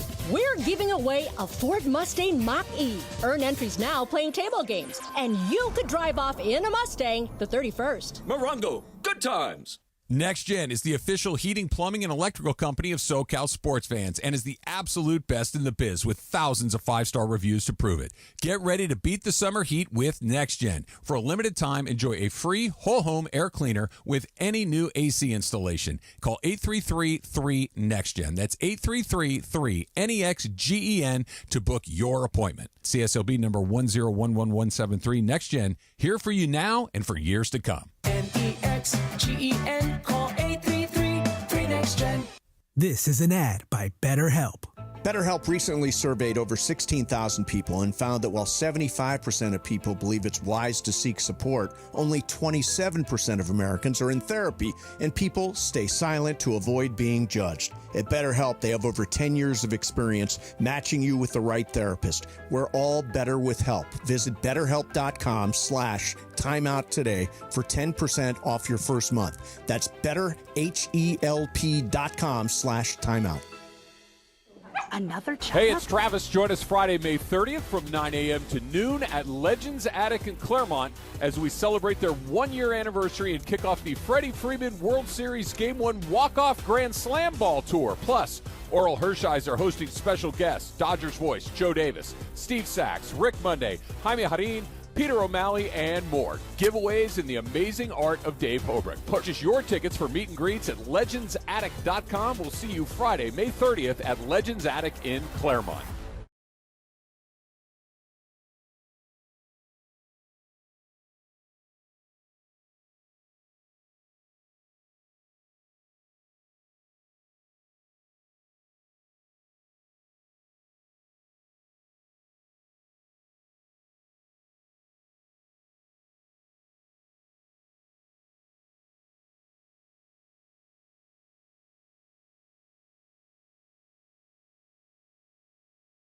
Here at 710 ESPN, Next Gen. Next Gen, the official AC heat and plumbing company of SoCal sports fans. You're as cold as ice. Call 833-3-NEXTGEN, NEXGEN, or visit nextgenairandplumbing.com. Time for our feature we do 3 days a week. Who's hot? Who's cold? Thanks to Next Gen. Boy, time for Who's Hot? Who's Cold? Take it away, Producer M. Aloha. Konnichiwa. Burn it down. Speaking of burn it down, what's hot is the Fanatics Fest and the Fanatics game, which you might know more than I do, Travis, about this. But it's a pros versus Joes style competition between 50 athletes, celebrities, and influencers, and 50 fans. So 100 people competing, and the fans can submit video submissions through the Fanatics app for roughly $2 million in prizes. And it's a variety of different skill competitions. We got quarterback skills, basketball shooting, soccer goal scoring, baseball pitching, washer dryer hockey shooting challenge, WWE superstar entrance. That's the one for you, DeMarco. Yeah. And some of the athletes and other people participating are Tom Brady, Jaden Daniels, CJ Stroud, Michael Parsons, etc. There's some WWE guys, Liv Morgan, Seth Rollins. I don't know who this. Yeah. Okay, so that's the dude that says burn it down. Okay, great. Yeah. Burn it down. So what do you guys think about this Fanatics games, and would you want to participate? I always love the Pro v. Joe Me too. setup. I think it's inherently interesting just as an idea, because can an average guy at his very best be better than a pro for just one time? Yes. And I think it depends on, like, if you said to me, Scotty Scheffler's the best golfer in the world right now. Yeah. Okay? If Scotty Scheffler and I, from 100 yards, okay, we're each going to try to hit the ball closer to the hole, and we did it 100 times, I might beat him once. Maybe. I'm not saying I would be a slam dunk, but I'd at least hit it to within from 100 yards out. And you gave me 100 tries. I'm going to hit 1 or 2 inside of 2 feet. Okay? Yeah. And if I could just get that one at that right moment and beat the pro, that's just fascinating. Who's going first, you or him? I don't think it matters. Yeah, you don't? Okay. I don't think it matters. If you had to follow I him? have to hit the shot of my life. Right. But okay. Let's say I am following him. Let's say he hits it to 8 feet, which Okay. for him is not a great, but it's not a terrible shot. Open the door for you. I could maybe get it inside of 8 feet. I think that's your best chance to get one because Yeah. after you beat him, you're not beating him again. I also think he'd want to do it against Rory McIlroy because then he'd get freaked out and then not do it. I could never win a hole. Yeah. I could never win a round. Like none of that. But one shot like that. That's the thing that's always interesting to Okay, me. see, this is me saying I could get at least bat on ball against No, a pro. because I don't have to do it against him.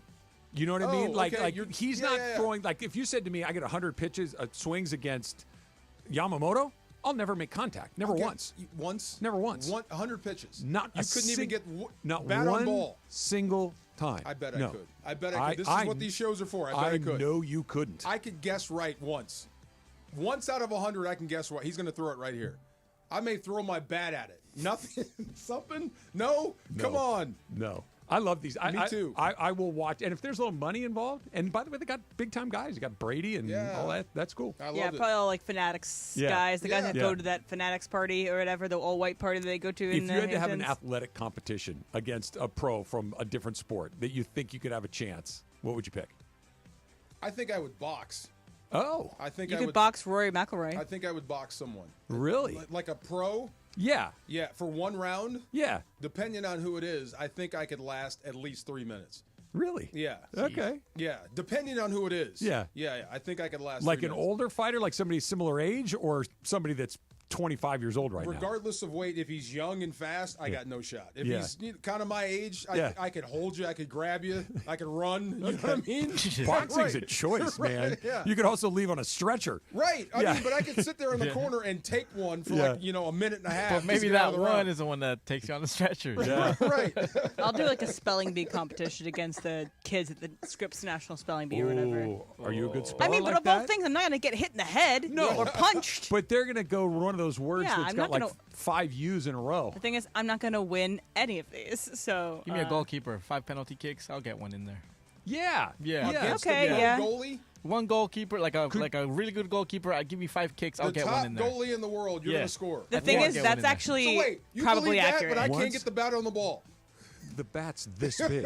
Yeah. The goal, how wide's the goal? 15 feet? You're talking the Yeah. top If- goaltender in the world. if you 15 strike feet. a- He's 6 feet tall. That's another There's only 6 so feet. many strikes and 9 places you feet. can throw it. I'm If just going you to stick the bat there. If Yeah. you strike a ball properly, if you hit a ball, the goalie will never stop it. The only reasons why a ball gets missed is because it gets hit out and doesn't score is because of a mistake by the kicker. Here's one you could win. What? A single frame in bowling against a pro. You got to hope he doesn't get a strike and you get right. I ain't messing with bowlers. Yeah. No, Not messing with you'll get in a ring with a professional fighter and you're staying away from I a can bowler. run from the. I can run around. I can get away. I can, You're do pretty stuff. good at cutting off the ring. This is true. Yeah, If the bowler gets a strike, you just have to match. Have you seen some of those balls? What's Yeah, that guy? I'm not with saying Pete they're gonna Weber? get it every time. Pete Weber will just unleash a but tirade of just sometimes stuff. they miss. This is. They never miss. That's Sure why they're they do. pros. They don't never do miss. 300s every game. Even their misses are great. You Take my chances I'm with a bowler. disappointed in you. You don't think I can get one hit? No. Oh, I don't think so. I You know don't think I so. can get one hit? No, man. I'll sit out there in a bunt position and get it. I can Pick get the, that. okay, pick the No, you fighter. can't. Pick the fighter. You said any fighter. Just pick the fighter. I said depending on who it is. Okay, well, pick it. You pick. Give me one. No, I'll tell you're okay, wait. There's no way I would fight Canelo. He'd kill me. Okay, so that's it. He's smaller than you. That's what. Depending on who it is, there's no way. Right? I wouldn't fight that dude. Pacquiao, right now. How old's Pacquiao? Is he 50? Oh, he's gonna fight Pacquiao again. would hit me 1,000 times, but I'm not sure if he would actually hurt me. How about that? He's gonna. Oh, I think I can man. make it 3 minutes. I don't know. I think I dog. can make it 3 minutes. Okay, he's gonna wear you down. I'd grab that little dude and just hang on to him. 3 for a You gotta minutes. while. is catch a him to long grab him. time. Well, he'd have to come to me. That's what I'm saying. I got to last 3 minutes. You've seen that they were all of a sudden like, where'd he go? Those guys are pretty slippery. I would grab you. I'd let you take a point. I don't care. See what I'm saying? I think I can make 3 minutes with anybody. I don't think you'd be good at pro. I feel like this is shaping up to something we could do at Legends Attic sometime. We can arrange it with our pal Oral Hershiser, which we will see in about a week the 30th. or so. 30th, right? Looking forward to that one. So what's cold is Hard Knocks. We have both the in-season and the spring, the training camp. Oh, right. For Hard Knocks. So training camp, we'll spend training camp with the Buffalo Bills, and we will spend in-season with the NFC East, the NFC Beast, the reigning champions, Eagles. That's a great. The second one's far more interesting to me than the first one. The first one, you I get feel a like Haley we've just Steinfeld. seen it so many times. You get Haley Steinfeld, baby. Yeah, maybe. And that's what look, I want. It's a good show. It's well produced. But I just feel like I know all the beats of that, right? Yeah. The NFC East, you're going to get Jaden Daniels. I'm interested. You're going to get the defending Super Bowl champions. I'm interested. Definitely. You get the Dallas Cowboys. I'm Always. interested. And then you got the absolute, garbage fire that's the Giants. Kind of interesting. Always interesting. Yeah. Yeah, I like that. And Russ will be a back-to-back in-season Hard Knocks. Jameis Winston and Russell Wilson. Oh, right. Yeah, I forgot Jameis was on the Browns last year. Yeah. Goodness gracious. Oh, my goodness. Well, yeah, I will probably at least start both of these. We'll see if I finish. See if you can finish. Yeah. Buffalo sounds. I like Buffalo. The city? I do. I just like the way they come out for their football team. They're invested. They are very invested. Yes. Who's hot? Who's cold? It's brought to you by NextGen, the official heating, AC, plumbing, and electrical company of SoCal sports fans. Call 833-3-NEXTGen. That's 833-NEXGEN, or visit nextgenairandplumbing.com. I just saw on the TV over your shoulder John Starks headbutting Reggie Miller. Forgot about that one. God. That's a good one. The Dump coming up next. It's Travis DeMarco, 710 ESPN. The biggest show on the radio. Mason and Ireland on 710. If God did not... Hey guys, double down with me in my first ever $10,000 Blackjack tournament. It's going to happen on June 6th at the Bicycle Casino. You know it, the Park West Bicycle Casino, 888 Bicycle Casino Drive in Bell Gardens. Here's what we're going to do. We're going to have a live broadcast from 3 to 6. But when you walk in, I want you to say, double down with Cappy. You go to the Players Reward Desk and you get your free entry into the tournament, which is going to start at 7 o'clock that night. Remember, it's June 6th. Double down with Cappy is going to get you a free entry into the tournament, which you're going to need to get because I'm telling you, this thing's going to fill up real fast. Live radio, real cards, big prizes, very limited seats. So lock yours in now. RSVP for more information for all the details on the tournament at ESPNLA.com.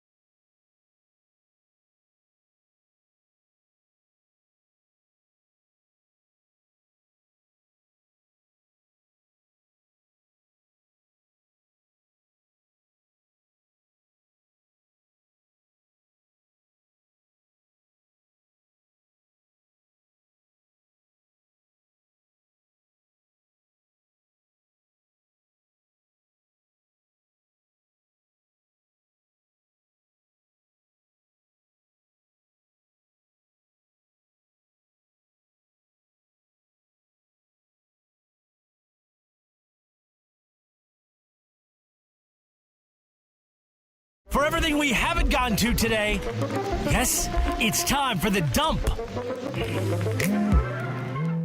Couple of good birthdays today. 3 good birthdays today, in fact. Notorious B.I.G. Baby! Wow, my man. Gone too soon. Gone way too soon. Yeah. Yes. Yeah. Baby. There's movies, books. You can't even talk about him now because of what's happening. Yeah. Yeah. There's all of that, too. Of course. There's a lot. Josh Allen turns 29 years old today. Who? Josh Allen. Oh, really? He's 29 years old? Yep. God, I wonder how he's going to age in the NFL. Like, that style of play. Well, I was just going to say, if history's any indication, not well. He's going to slow down and fall off a cliff. Now, he's such a good quarterback, too. Now, his running game is a huge part of it. Yeah. But could he evolve into more of a pocket guy? You know, he's got the cannon to do it, Yeah, and he does. seems to be pretty smart. He's got a good feel for the game, but part of his game is being bigger and stronger than everyone else. And I wonder what happens when that's not the case. And that always that's like a piece of fruit. Everything's great. Oh, that's rotten. It's just it happens so I'll give you one. fast. And it may not be slow. It could be as fast and abrupt as Dante Culpepper. Yeah. He was dominating and then got hurt. Dude, gone. Cam Newton. Same. Cam Wears Newton down. was Yeah. terrific. Yep. And then it's just like, hey, why is Cam not effective anymore? It's because he can't do that anymore. You're aging like a linebacker. Yeah. All of a sudden, you just can't do it anymore. I don't believe he's. I think he's only missed maybe 1 game So far. Tough as nails. Yeah. No. It's not a durability thing. It's not a toughness thing. It's a style thing. Yeah. It's just once you've hit your odometer has taken enough, that's it. There's a lot of hits. Yeah. There's a lot of hits for a quarterback. And just want to give one final shout out that he's a very lucky man to be marrying Haley Steinfeld. I'm a huge fan. Haley. What do I know her from? I know the name, but I don't. What do I know her So from? she was in Pitch Perfect 2. She was in True Grit as a kid. She was nominated for an Oscar for that. She was in Sinners this year. She's also had a lot of pop songs. She used to be in the Taylor Swift orbit of Friends. But she was in a show Emily on Apple TV Plus. He's a very lucky man. Okay. Let me do this again. True Grit. Fill your hand, you son of I don't know what you said, but I liked it. Come on. What if I said, I pity the fool? That's Mr. T. 73 years old today. Clubber, still doing it. 73 years old. Deserved an Oscar for Rocky 3. He was great He was in a great Rocky actor. 3. Come on, man. Did you know of him until Rocky 3? I actually saw the network TV. It was the Battle of the, what do you call Network that? Stars? Not Network Stars. Bouncers. It was a bouncer competition. Yeah, he was a bouncer. That's right. The first time I saw him. You had to bust through a wall, jump over a bar, do a somersault, do something, and he won the dang thing. Okay. And he was so striking looking with the mohawk. Yeah. Like, oh, I remember this guy. And then he showed up in Rocky 3. I remember. I never saw him until Rocky 3. Yeah. And I'm like, that guy's awesome. Oh, yeah. Just an awesome character actor. And then, of course, he was B.A. Baracus in the A-Team. I pity the fool. And then he was kind of like just a part of your life. Like, he was never like in another bunch of things, but he was always around. He was just one of those people that you knew. Merchandising. At one point was the most popular guy in the country. He had a moment for He sure. did beef jerky spots, the brisk spots, I think. Lunch iced boxes, tea. cereal. Yeah, all He had kinds a of cereal. Stuff. Mr. T Yep, that's right. cereal. He had Is he like Snoop? He but had like a this Saturday era's, morning cartoon. Yes. like an older version, Yeah. like is Snoop like this era's Mr. T? Snoop's bigger. So I think Snoop's highest high is higher than Mr. T's. In the way that Snoop is in every product, everywhere, it's on TV Snoop's all bigger. the time. I think Snoop's bigger. Yeah. But yes, you're on the right path. Okay, so this is funny. Mr. T's mom, he brought his mom to the premiere of Rocky Mrs. 3. T? Mrs. T. She walked out of the theater. Remember the scene where he's going at Adrian? Yeah. She was like, I didn't raise you that way. I can't believe you're talking this way, and got up and left. It was Clubber Lang. It That's wasn't what I'm Mr. saying. T. He's playing a role. But Yeah. so maybe Snoop Dogg, but on the rated G side. He endorsed everything. Yeah, he was super famous Yes. for a pretty significant chunk of time. But Snoop's been famous for what, 25 years? Yeah. Well, T's old and he's still T. but Snoop's been at the top for 25 years. Yeah. Like Mr. T kind of rise and fall. Right? No, that might be close. T was the guy for a while, and he's still Mr. T, and he's still getting it done. But if you ask like an 8-year-old today, they only know Snoop as the guy from Pitchman. commercials. Yeah. I pity the fool. This is a bummer. This is a bummer. Yeah. I like it. George Wendt, the actor who played Norm Peterson from Cheers, passed away yesterday at 76 years old. Yeah. One of the great sitcoms of all time. One of the great supporting characters in one of the great sitcoms of all time. I was telling you this earlier. I still watch Cheers. I wouldn't say every day, but I bet you I watch it 3 or 4 times a week. Wow. It's kind of one of my lullaby shows that last night, perfect example.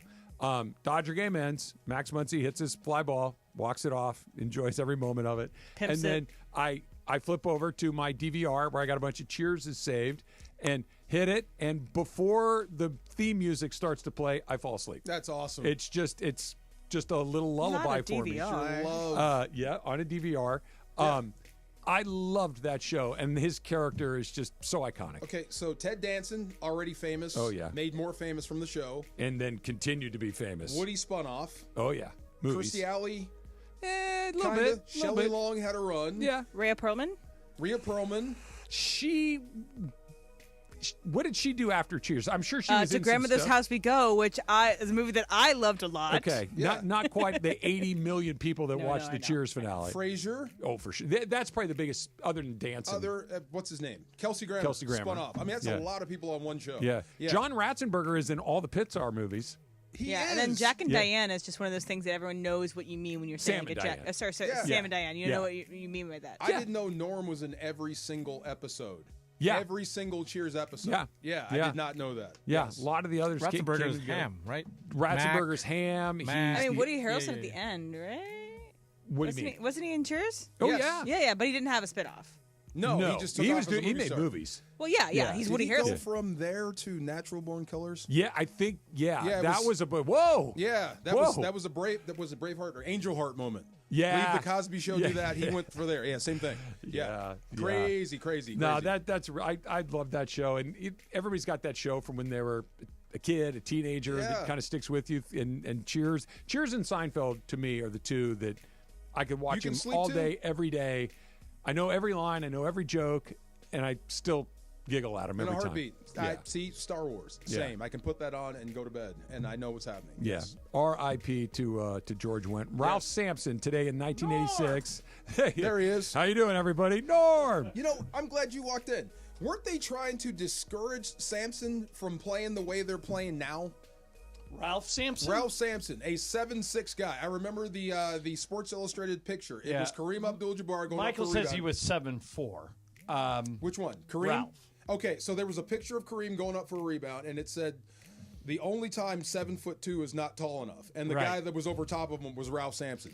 But weren't they trying to stop him from playing like a more exaggerated game than what a big man was supposed to play back then? The phrase I kept hearing back then, remember we heard this for the first time, was Twin Towers. Yeah. And Olajuwon was so much better than Sampson or anyone else for that matter that they realized, yeah, we can get to the finals this way. They did in 86. They knocked the Lakers out and then lost to the Celtics in the finals.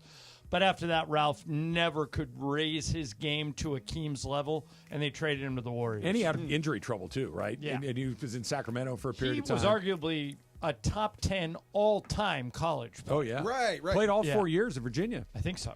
So today is the anniversary when he hit that shot over his head to beat the Lakers. Today, just crushing. Because, so think about the 80s, okay? Yeah. 1980 was when Magic was a rookie, and he played center in the deciding 6th game in Philadelphia. Lakers win the title. 81, Celtics win the title. 82, Lakers win the title. 83, the Sixers sneak in there and beat the Lakers in the finals. Is that Doc? Yeah. Yeah. 84, the hardest loss for Laker fans ever in the finals. We won our 3 games by an average of 16 points a game. They won their 4 games by an average of 5. 85 was when we lost the first game in the Memorial Day Massacre, 148-114, and then we came back and got them. So there's this huge Lakers-Celtics superpower fight going on in the 80s. 86 Celtics may be the greatest team in NBA history. That was when Bill Walton won 6th Man of the Year. Mm-hmm. They had Hall of Famers at almost every position. And then the Lakers were coming off their 85, finally got over the hump, beat the Celtics. We're waiting for them to meet in the finals. the Lakers lay the egg on the game Trav's talking about and get knocked out 4-1. It And don't was make Ralph it. Sampson. 80, I by the remember way, hating him. 87 again, Lakers Celtics. So it was 8 straight years of Lakers Celtics, and the teams that snuck in there were the Rockets once and the Sixers once. That was it. The Sampson over the head shot at the buzzer to beat the Lakers and knock them out was the first time as a sports fan, as a kid, that I was like, it can't end like this. Like this isn't fair. This isn't how this is supposed to go. They were probably going to knock us out anyway. But it just felt like because you're a kid. You're looking at it completely emotionally. You're looking at it exclusively as the way you want it to be, and it's like, well, you can't count on an over the head, not looking at the basket thing. It was just absolutely gut wrenching to have it end like that. I have kind of a related question for all three of you, and this will eventually be selfish, as I'll reveal why. What is the team, DeMarco? Starting with you, what is the team that you loved the most, and like when did they suck the most? Like, what was the worst season of your favorite team ever? The worst season of growing up. I was a Raider fan. When was the worst season of the Raiders? I think anything in the early part of the 80s. Okay, so they were good in the Super Bowl. They won the Super Bowl in 81. That's you're thinking that's Stabler, right? No, that's Plunkett. Yeah. Mark Van Egan days. When Art Shell came back, yeah, I think that was when we drafted Jamarcus Russell number one. Okay, I think that's probably what's your question? Well, no, just that. That's yours. So who's your favorite team that like the worst season you ever had as a fan? Easy one. My Dodgers is the team. Okay, and the Frank McCourt era of the Dodgers. Okay, when they were just dreadful. I would assume Lakers for you, but I mean, not a lot of bad seasons going up. Yeah, but we could not, even when we had Kareem, we could not get past the Blazers and the Sonics in the late 70s. Blazers won in 77, Sonics won the West in 78 and 79, and then we finally got there in 80.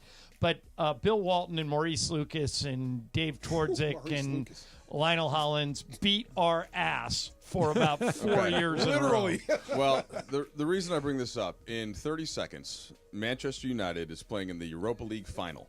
Now, this has been the worst season in Manchester United's history since I was basically born. Are they like in danger of being relegated bad? No, they're like 16th place. So they're not getting relegated. Where's the relegation 18, 19, line? 20 go out? Yes, 18, 19, 20. So it was never really in danger there, but it's been the literal worst season since like the 70s. It's been total pain despite having a payroll. So how did they get in a final? Well, so the Europa League is a separate deal that you play throughout. And if we can win this game, we somehow get in the Champions League for next year, which is the difference of millions of dollars, whether you can sign good players in the offseason. So it's like this massive thing. So I will be paying very little attention to Ireland for the next 2 hours. What channel are they on? It's on my laptop right now. This is very professional. It's on Paramount Plus and CBS. I've never been prouder of you. Yeah. So John, I'm going to do basically like what Michael does while you're calling games. when he eats chips. Yeah. So like that's so I at least you're used to it. You are used to it. Yeah. Nobody is better suited for what Ireland's about to do. I'll drain an opinion or two out of him over 3 hours. Supercross Doc is coming up next. Steve Mason and John Ireland. Mason and Ireland. Next at noon after Travis and DeMarco. Name John's boat. I would call it the Worthy. Oh, that's a good idea. Worthy. You know, last time Worthy was here, in the tram is this older couple who went to North Carolina when Worthy was there. It was like they had seen the Lord. It was amazing. So if we named it the Worthy, everybody at the dock would know exactly what we were talking about. OGs of LA Sports. Yo, that's Mason in Ireland. On 710 ESPN. Memorial Day at Morongo is so much fun that after Monday, I'm taking off Tuesday. And now the top reasons to visit Morongo. Memorial Day freebie. Get a free red, white, and blue hydration bottle. The 26th. Number 2. Neo. Live June 20th. Get tickets now. And the number 1 reason. We're giving away a Ford Mustang Mach. Hey, it's Travis. Join us Friday, May 30th from 9 a.m. to noon at Legends Attic in Claremont as we celebrate their 1-year anniversary and kick off the Freddie Freeman World Series Game 1 Walk-Off Grand Slam Ball Tour. Plus, Oral Hershiser are hosting special guests, Dodgers voice Joe Davis, Steve Sachs, Rick Monday, Jaime Harin, Peter O'Malley, and more. Giveaways in the amazing art of Dave Hobrick. Purchase your tickets for meet and greets at legendsattic.com. We'll see you Friday, May 30th at Legends Attic in Claremont.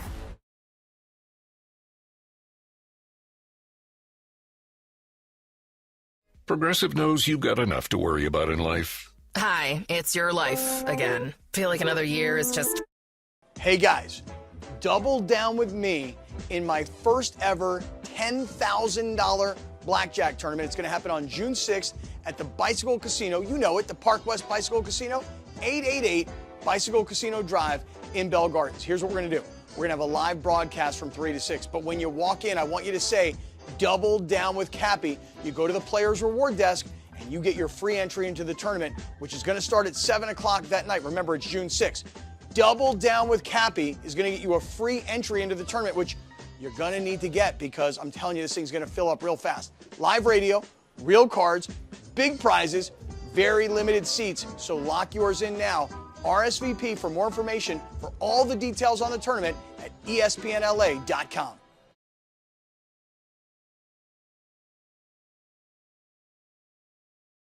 Bow.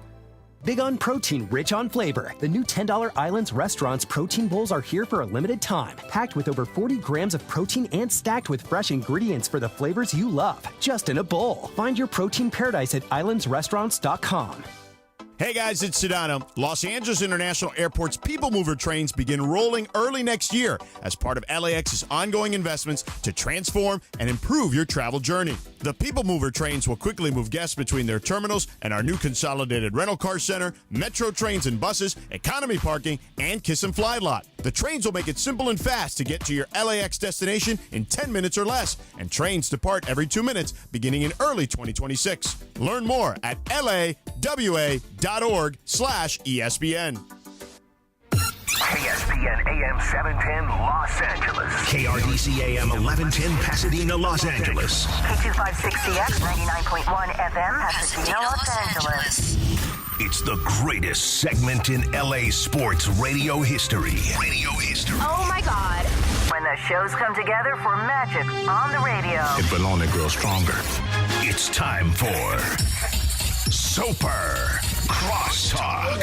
Whoa, whoa, whoa. All right, Trudell, you can participate in this if you'd like, or you can watch your match. It's up to you. Yeah, the idea is that All right, can I ask you guys about something you were talking about earlier? You were talking about, and Trav, I agree with you. I think it's a good point, that the Dodgers this year don't really have a Kirk Gibson.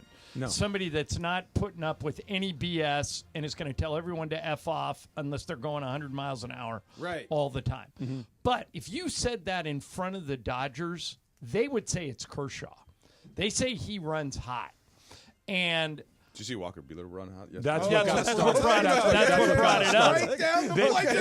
That he's gone. He's the guy that will pick the fight. Right. Okay. But because Kershaw is not Kershaw anymore, does that count? I don't think so. And here's another thing. I think Kershaw at this stage of his career where he just doesn't play as much, he's not as effective, it needs to be a guy that's in the fight. So regularly. last year when Buehler. things got a little chippy, Yeah. well, and Buehler's a starting pitcher, so it's hard because if he's not in the game. Last year, the guy that jumped out of the dugout when the pitches got a little under the chin was Teoscar Hernandez. He wanted to fight everybody. And Jack Flaherty had a little of that, too. Yeah. He's gone, too. There was a vote But for Miggy Teoscar's Rowe, too. still around. There was one vote for Miggy Rowe that we didn't bring up. Yeah, that's a possibility. He could be a guy. But the fact that it isn't last year, if you would ask who this person was, is Walker Buehler. Right. Walker Buehler will pick the fight. He will end the fight. He will escalate the fight. He's. I thought that there was a very clear defining moment when pre and post his dugout meltdown against the Padres, that the Dodgers were kind of exactly what we were talking about the previous years against Arizona, against San Diego, just like, well, it's baseball. Sometimes it just doesn't work out. The Dodgers make a series of errors behind him. He goes into the dugout, tears the thing down to the ground. They were really good after that, and I don't think it was a coincidence. And he shows up, does what he does in the postseason. He's really good, and now he's gone, and that guy's not really on the roster right now. Well, so I was going to ask you guys this about the Dodgers because I have started to make my full transition from NBA, from 5 games a night into watching the Dodgers every night since there's only one NBA game on now. And so I'm watching last night, and I'm thinking, Yamamoto, I mean, the stuff is so nasty. And is he underrated because in part of Ohtani? And he's just gotten if I didn't think he'd be this good. He would have been super sexy if they didn't already have the greatest Japanese player. And so I just wondered, how do people realize how good Yamamoto is? It's a great question. No, I was telling DeMarco this morning when the Dodgers announced that they signed him. Oddly enough, it was the same night that Ohtani showed up at SoFi Stadium for the Rams-Saints game. And it was a Thursday night game, and they put Ohtani on the board. Everybody goes nuts. I'm like you. I was football. I was like, and all of a sudden, right before we're starting our postgame show that night, there's an announcement that the Dodgers have signed Yamamoto as well. And if you go back, remember, it seemed like it was more likely that he's going to go to the Yankees or the Mets. Like, and that the Dodgers were in it, but they probably weren't the favorite. Well, they get him, and it was let's see what it looks like. This is the best possible version that you could have asked for. This is somebody that is not just the best pitcher on this team, which he is. He's the best pitcher in the league, arguably. He's the guy that's taken the ball in the biggest moments over the last couple of years. He's shown up in the playoffs every single time. But I think you're right that Ohtani's shadow is so enormous because of Ohtani-ness of it all that I don't think so. Because he's enormous. Yeah. Yamamoto is a phenomenal pitcher. He's the size of and this last can. night was, I think, a great example of they needed a guy to go deep, to eat innings, to deliver a performance, and he did all those things. Tremendous. He's competitive. He's as good as you could have possibly hoped for. So we had Dave Roberts on last week, and I asked a question that someone had asked me, and I didn't know the answer. You guys know that Dave Roberts was born in Japan. Yes. So I said, you've got 3 Japanese players now. You got Roki Sasaki, you got Yamamoto, and you got Ohtani. I go, how often do you talk to him in Japanese? And he goes, I don't speak any. Yeah. And I went, how? He goes, I know words. But he said, any attempt I have in putting together a sentence is a disaster. I know exactly where he's coming from. So he said, exactly where he's coming from. Yeah, I thought, I think I would have picked up at least conversational Japanese. I can understand Korean. I cannot speak it back to you. I know when you're talking to me or about me. Why that? Is someone in your family Korean? My wife is Korean. Is she born in Korea? Oh, yeah. So I hear Korean like 90% of my day. I can understand it, but I cannot speak it back. I get that totally. Do your kids speak Korean? My wife only speaks to my daughter in Korean. Okay. Yeah. So and my daughter speaks like if they better want to Korean talk about you, they just talk in Korean. I know what you're saying. See, I just can't say it back. So when they're talking trash, you can just kind of sense from the tone. I know what's happening. When we go into those restaurants, I know what you said. Yeah, I know what that means. Michael, Mike, I don't know if I've ever asked you this, but Michael makes a good point when we're doing games, and Luka gets a lot of technicals because Luka complains a lot. And Michael says, Ireland, why doesn't he just complain to the ref in Slovenian? They wouldn't know what they were saying. I go, because he thinks Luka he can speak like 5 languages. I go, he does, I said, I think the reason is Luka is trying to win the argument. He wants them to know exactly what he's saying. Yeah, well, but to DeMarco's point, maybe I don't know what you're saying, but I know what you're saying. Well, just cuss. There's language. There's a we can meet in the middle here. So Luka should say what he needs to say to get off his chest. Like, hey, no, he fouled me. Here's where he hit me, and then swear in Slovenian. There you go. At the end of it. Yeah. You know what I'm saying? The So make his part. point in English and then punctuate it with a curse word, which of course this is the whole thing with Kobe, right? When Kobe was sitting courtside with Gianna and he was yelling at him in Slovenian, and Luka was like, "Who the is yelling at me in Slovenian and cursing at me?" And then he turns around and of course it's Kobe Bryant. Yeah, he knows. Wow. I have one question. So you've been doing this forever. How many times have you disagreed with Mason? Like called him like he was dead wrong. Every day. 1 Every billion. day. Yeah. Okay. I rarely do it with Travis. Okay, until Jorge chimed in. So Jorge thinks if he had 5 shots at a world-class goaltender on a penalty kick, he can get 1 in. What do you think? I could not. I think Trudell and Jorge could because they both grew up playing Same thing. soccer. I'm asking you the same question. I could not. Mike, you could. You could get 1 in. Best goalie in the world right now, 5 penalty. You can get 1 in. I mean, a penalty kick favors the taker, for sure. He's the only one who knows where it's going. They're on one of those. So if the keeper guesses right, in Jorge absolutely blasted one, he could still score even on a world class keeper. Like there are a couple of spots that you can put the ball where it doesn't matter who the keeper is, it can't get there. If you put it there, you can get it in. So that, and will that happen? Do I think that he could do it? Could I do it 1 out of 5 times? I would like to think so. I mean, if you got it in one of the upper corners, it's in, right? If you put it in the right spot, or if he simply guesses wrong, and then you've got the whole side of the net to go to. Right. So like I've never scored on a world class goalie. I've scored on college goalies. Yeah. And so, but which are American college goalies are actually better than you might think, because that's one thing in America. We got the great athletes, the size. Goalies. So American goalies have always been better than the field players traditionally. But yeah, so Jorge, I'm with him. Here's on this where one. we I think disagree. He could do it. He said 100 pitches versus a major league pitcher. I wouldn't be able to get the bat on the ball once. Not a hit. Agree with Travis just get on the that bat on the ball. I disagree. I think you would get lucky 1 time. Thank you. If they were throwing him just gunning pitches down the middle, he would eventually get his bat. But if they were trying to get him out, exactly. No, because chance. right, Yamamoto, he'd start with a slider and then fastball. And you're like, wait, what's happening here? Novak Djokovic serves about 118, 120 miles an hour. If he hit us 100 serves, how many could we get the racket on? I have to say 0 because I played him in pickleball, and I can't say anything else. Right, there'd be no way I get up that. I think one time we would just get lucky and get. That's what I'm saying. If he served to the same spot 100 times in a row, you might be able to get 1 or 2. But if he's trying to ace you off the court, you got no shot. 100? Yes. 100, right, thank you. 100. Were you trying to say that I kind of reminded you of Djokovic in the way that when we were playing pickleball? Is that what you're trying to say? You're up like 6 games to none, so I have to acquiesce. How often do you play? My first time ever playing was last year when they asked me to play in the tournament. Yeah. The tournament we all prepared for and then got rained out. Which got rained out. But I in being over competitive, I did play a lot leading up to that, and I played ping pong for my whole life, so it translates pretty well. Smashed this and didn't say a word. Didn't even talk trash. Yeah, just the worst. Well, would you talk trash to DeMarco? I mean, I didn't want to get tackled. Buried us. Well, as long as there's no tackling, yes. If there's tackling involved, then I'm going to keep it to myself. That's Super Crosstalk. We'll see you tomorrow. Sedano and Cap. Today at 3 p.m. after Mason and Ireland. By the time we got there,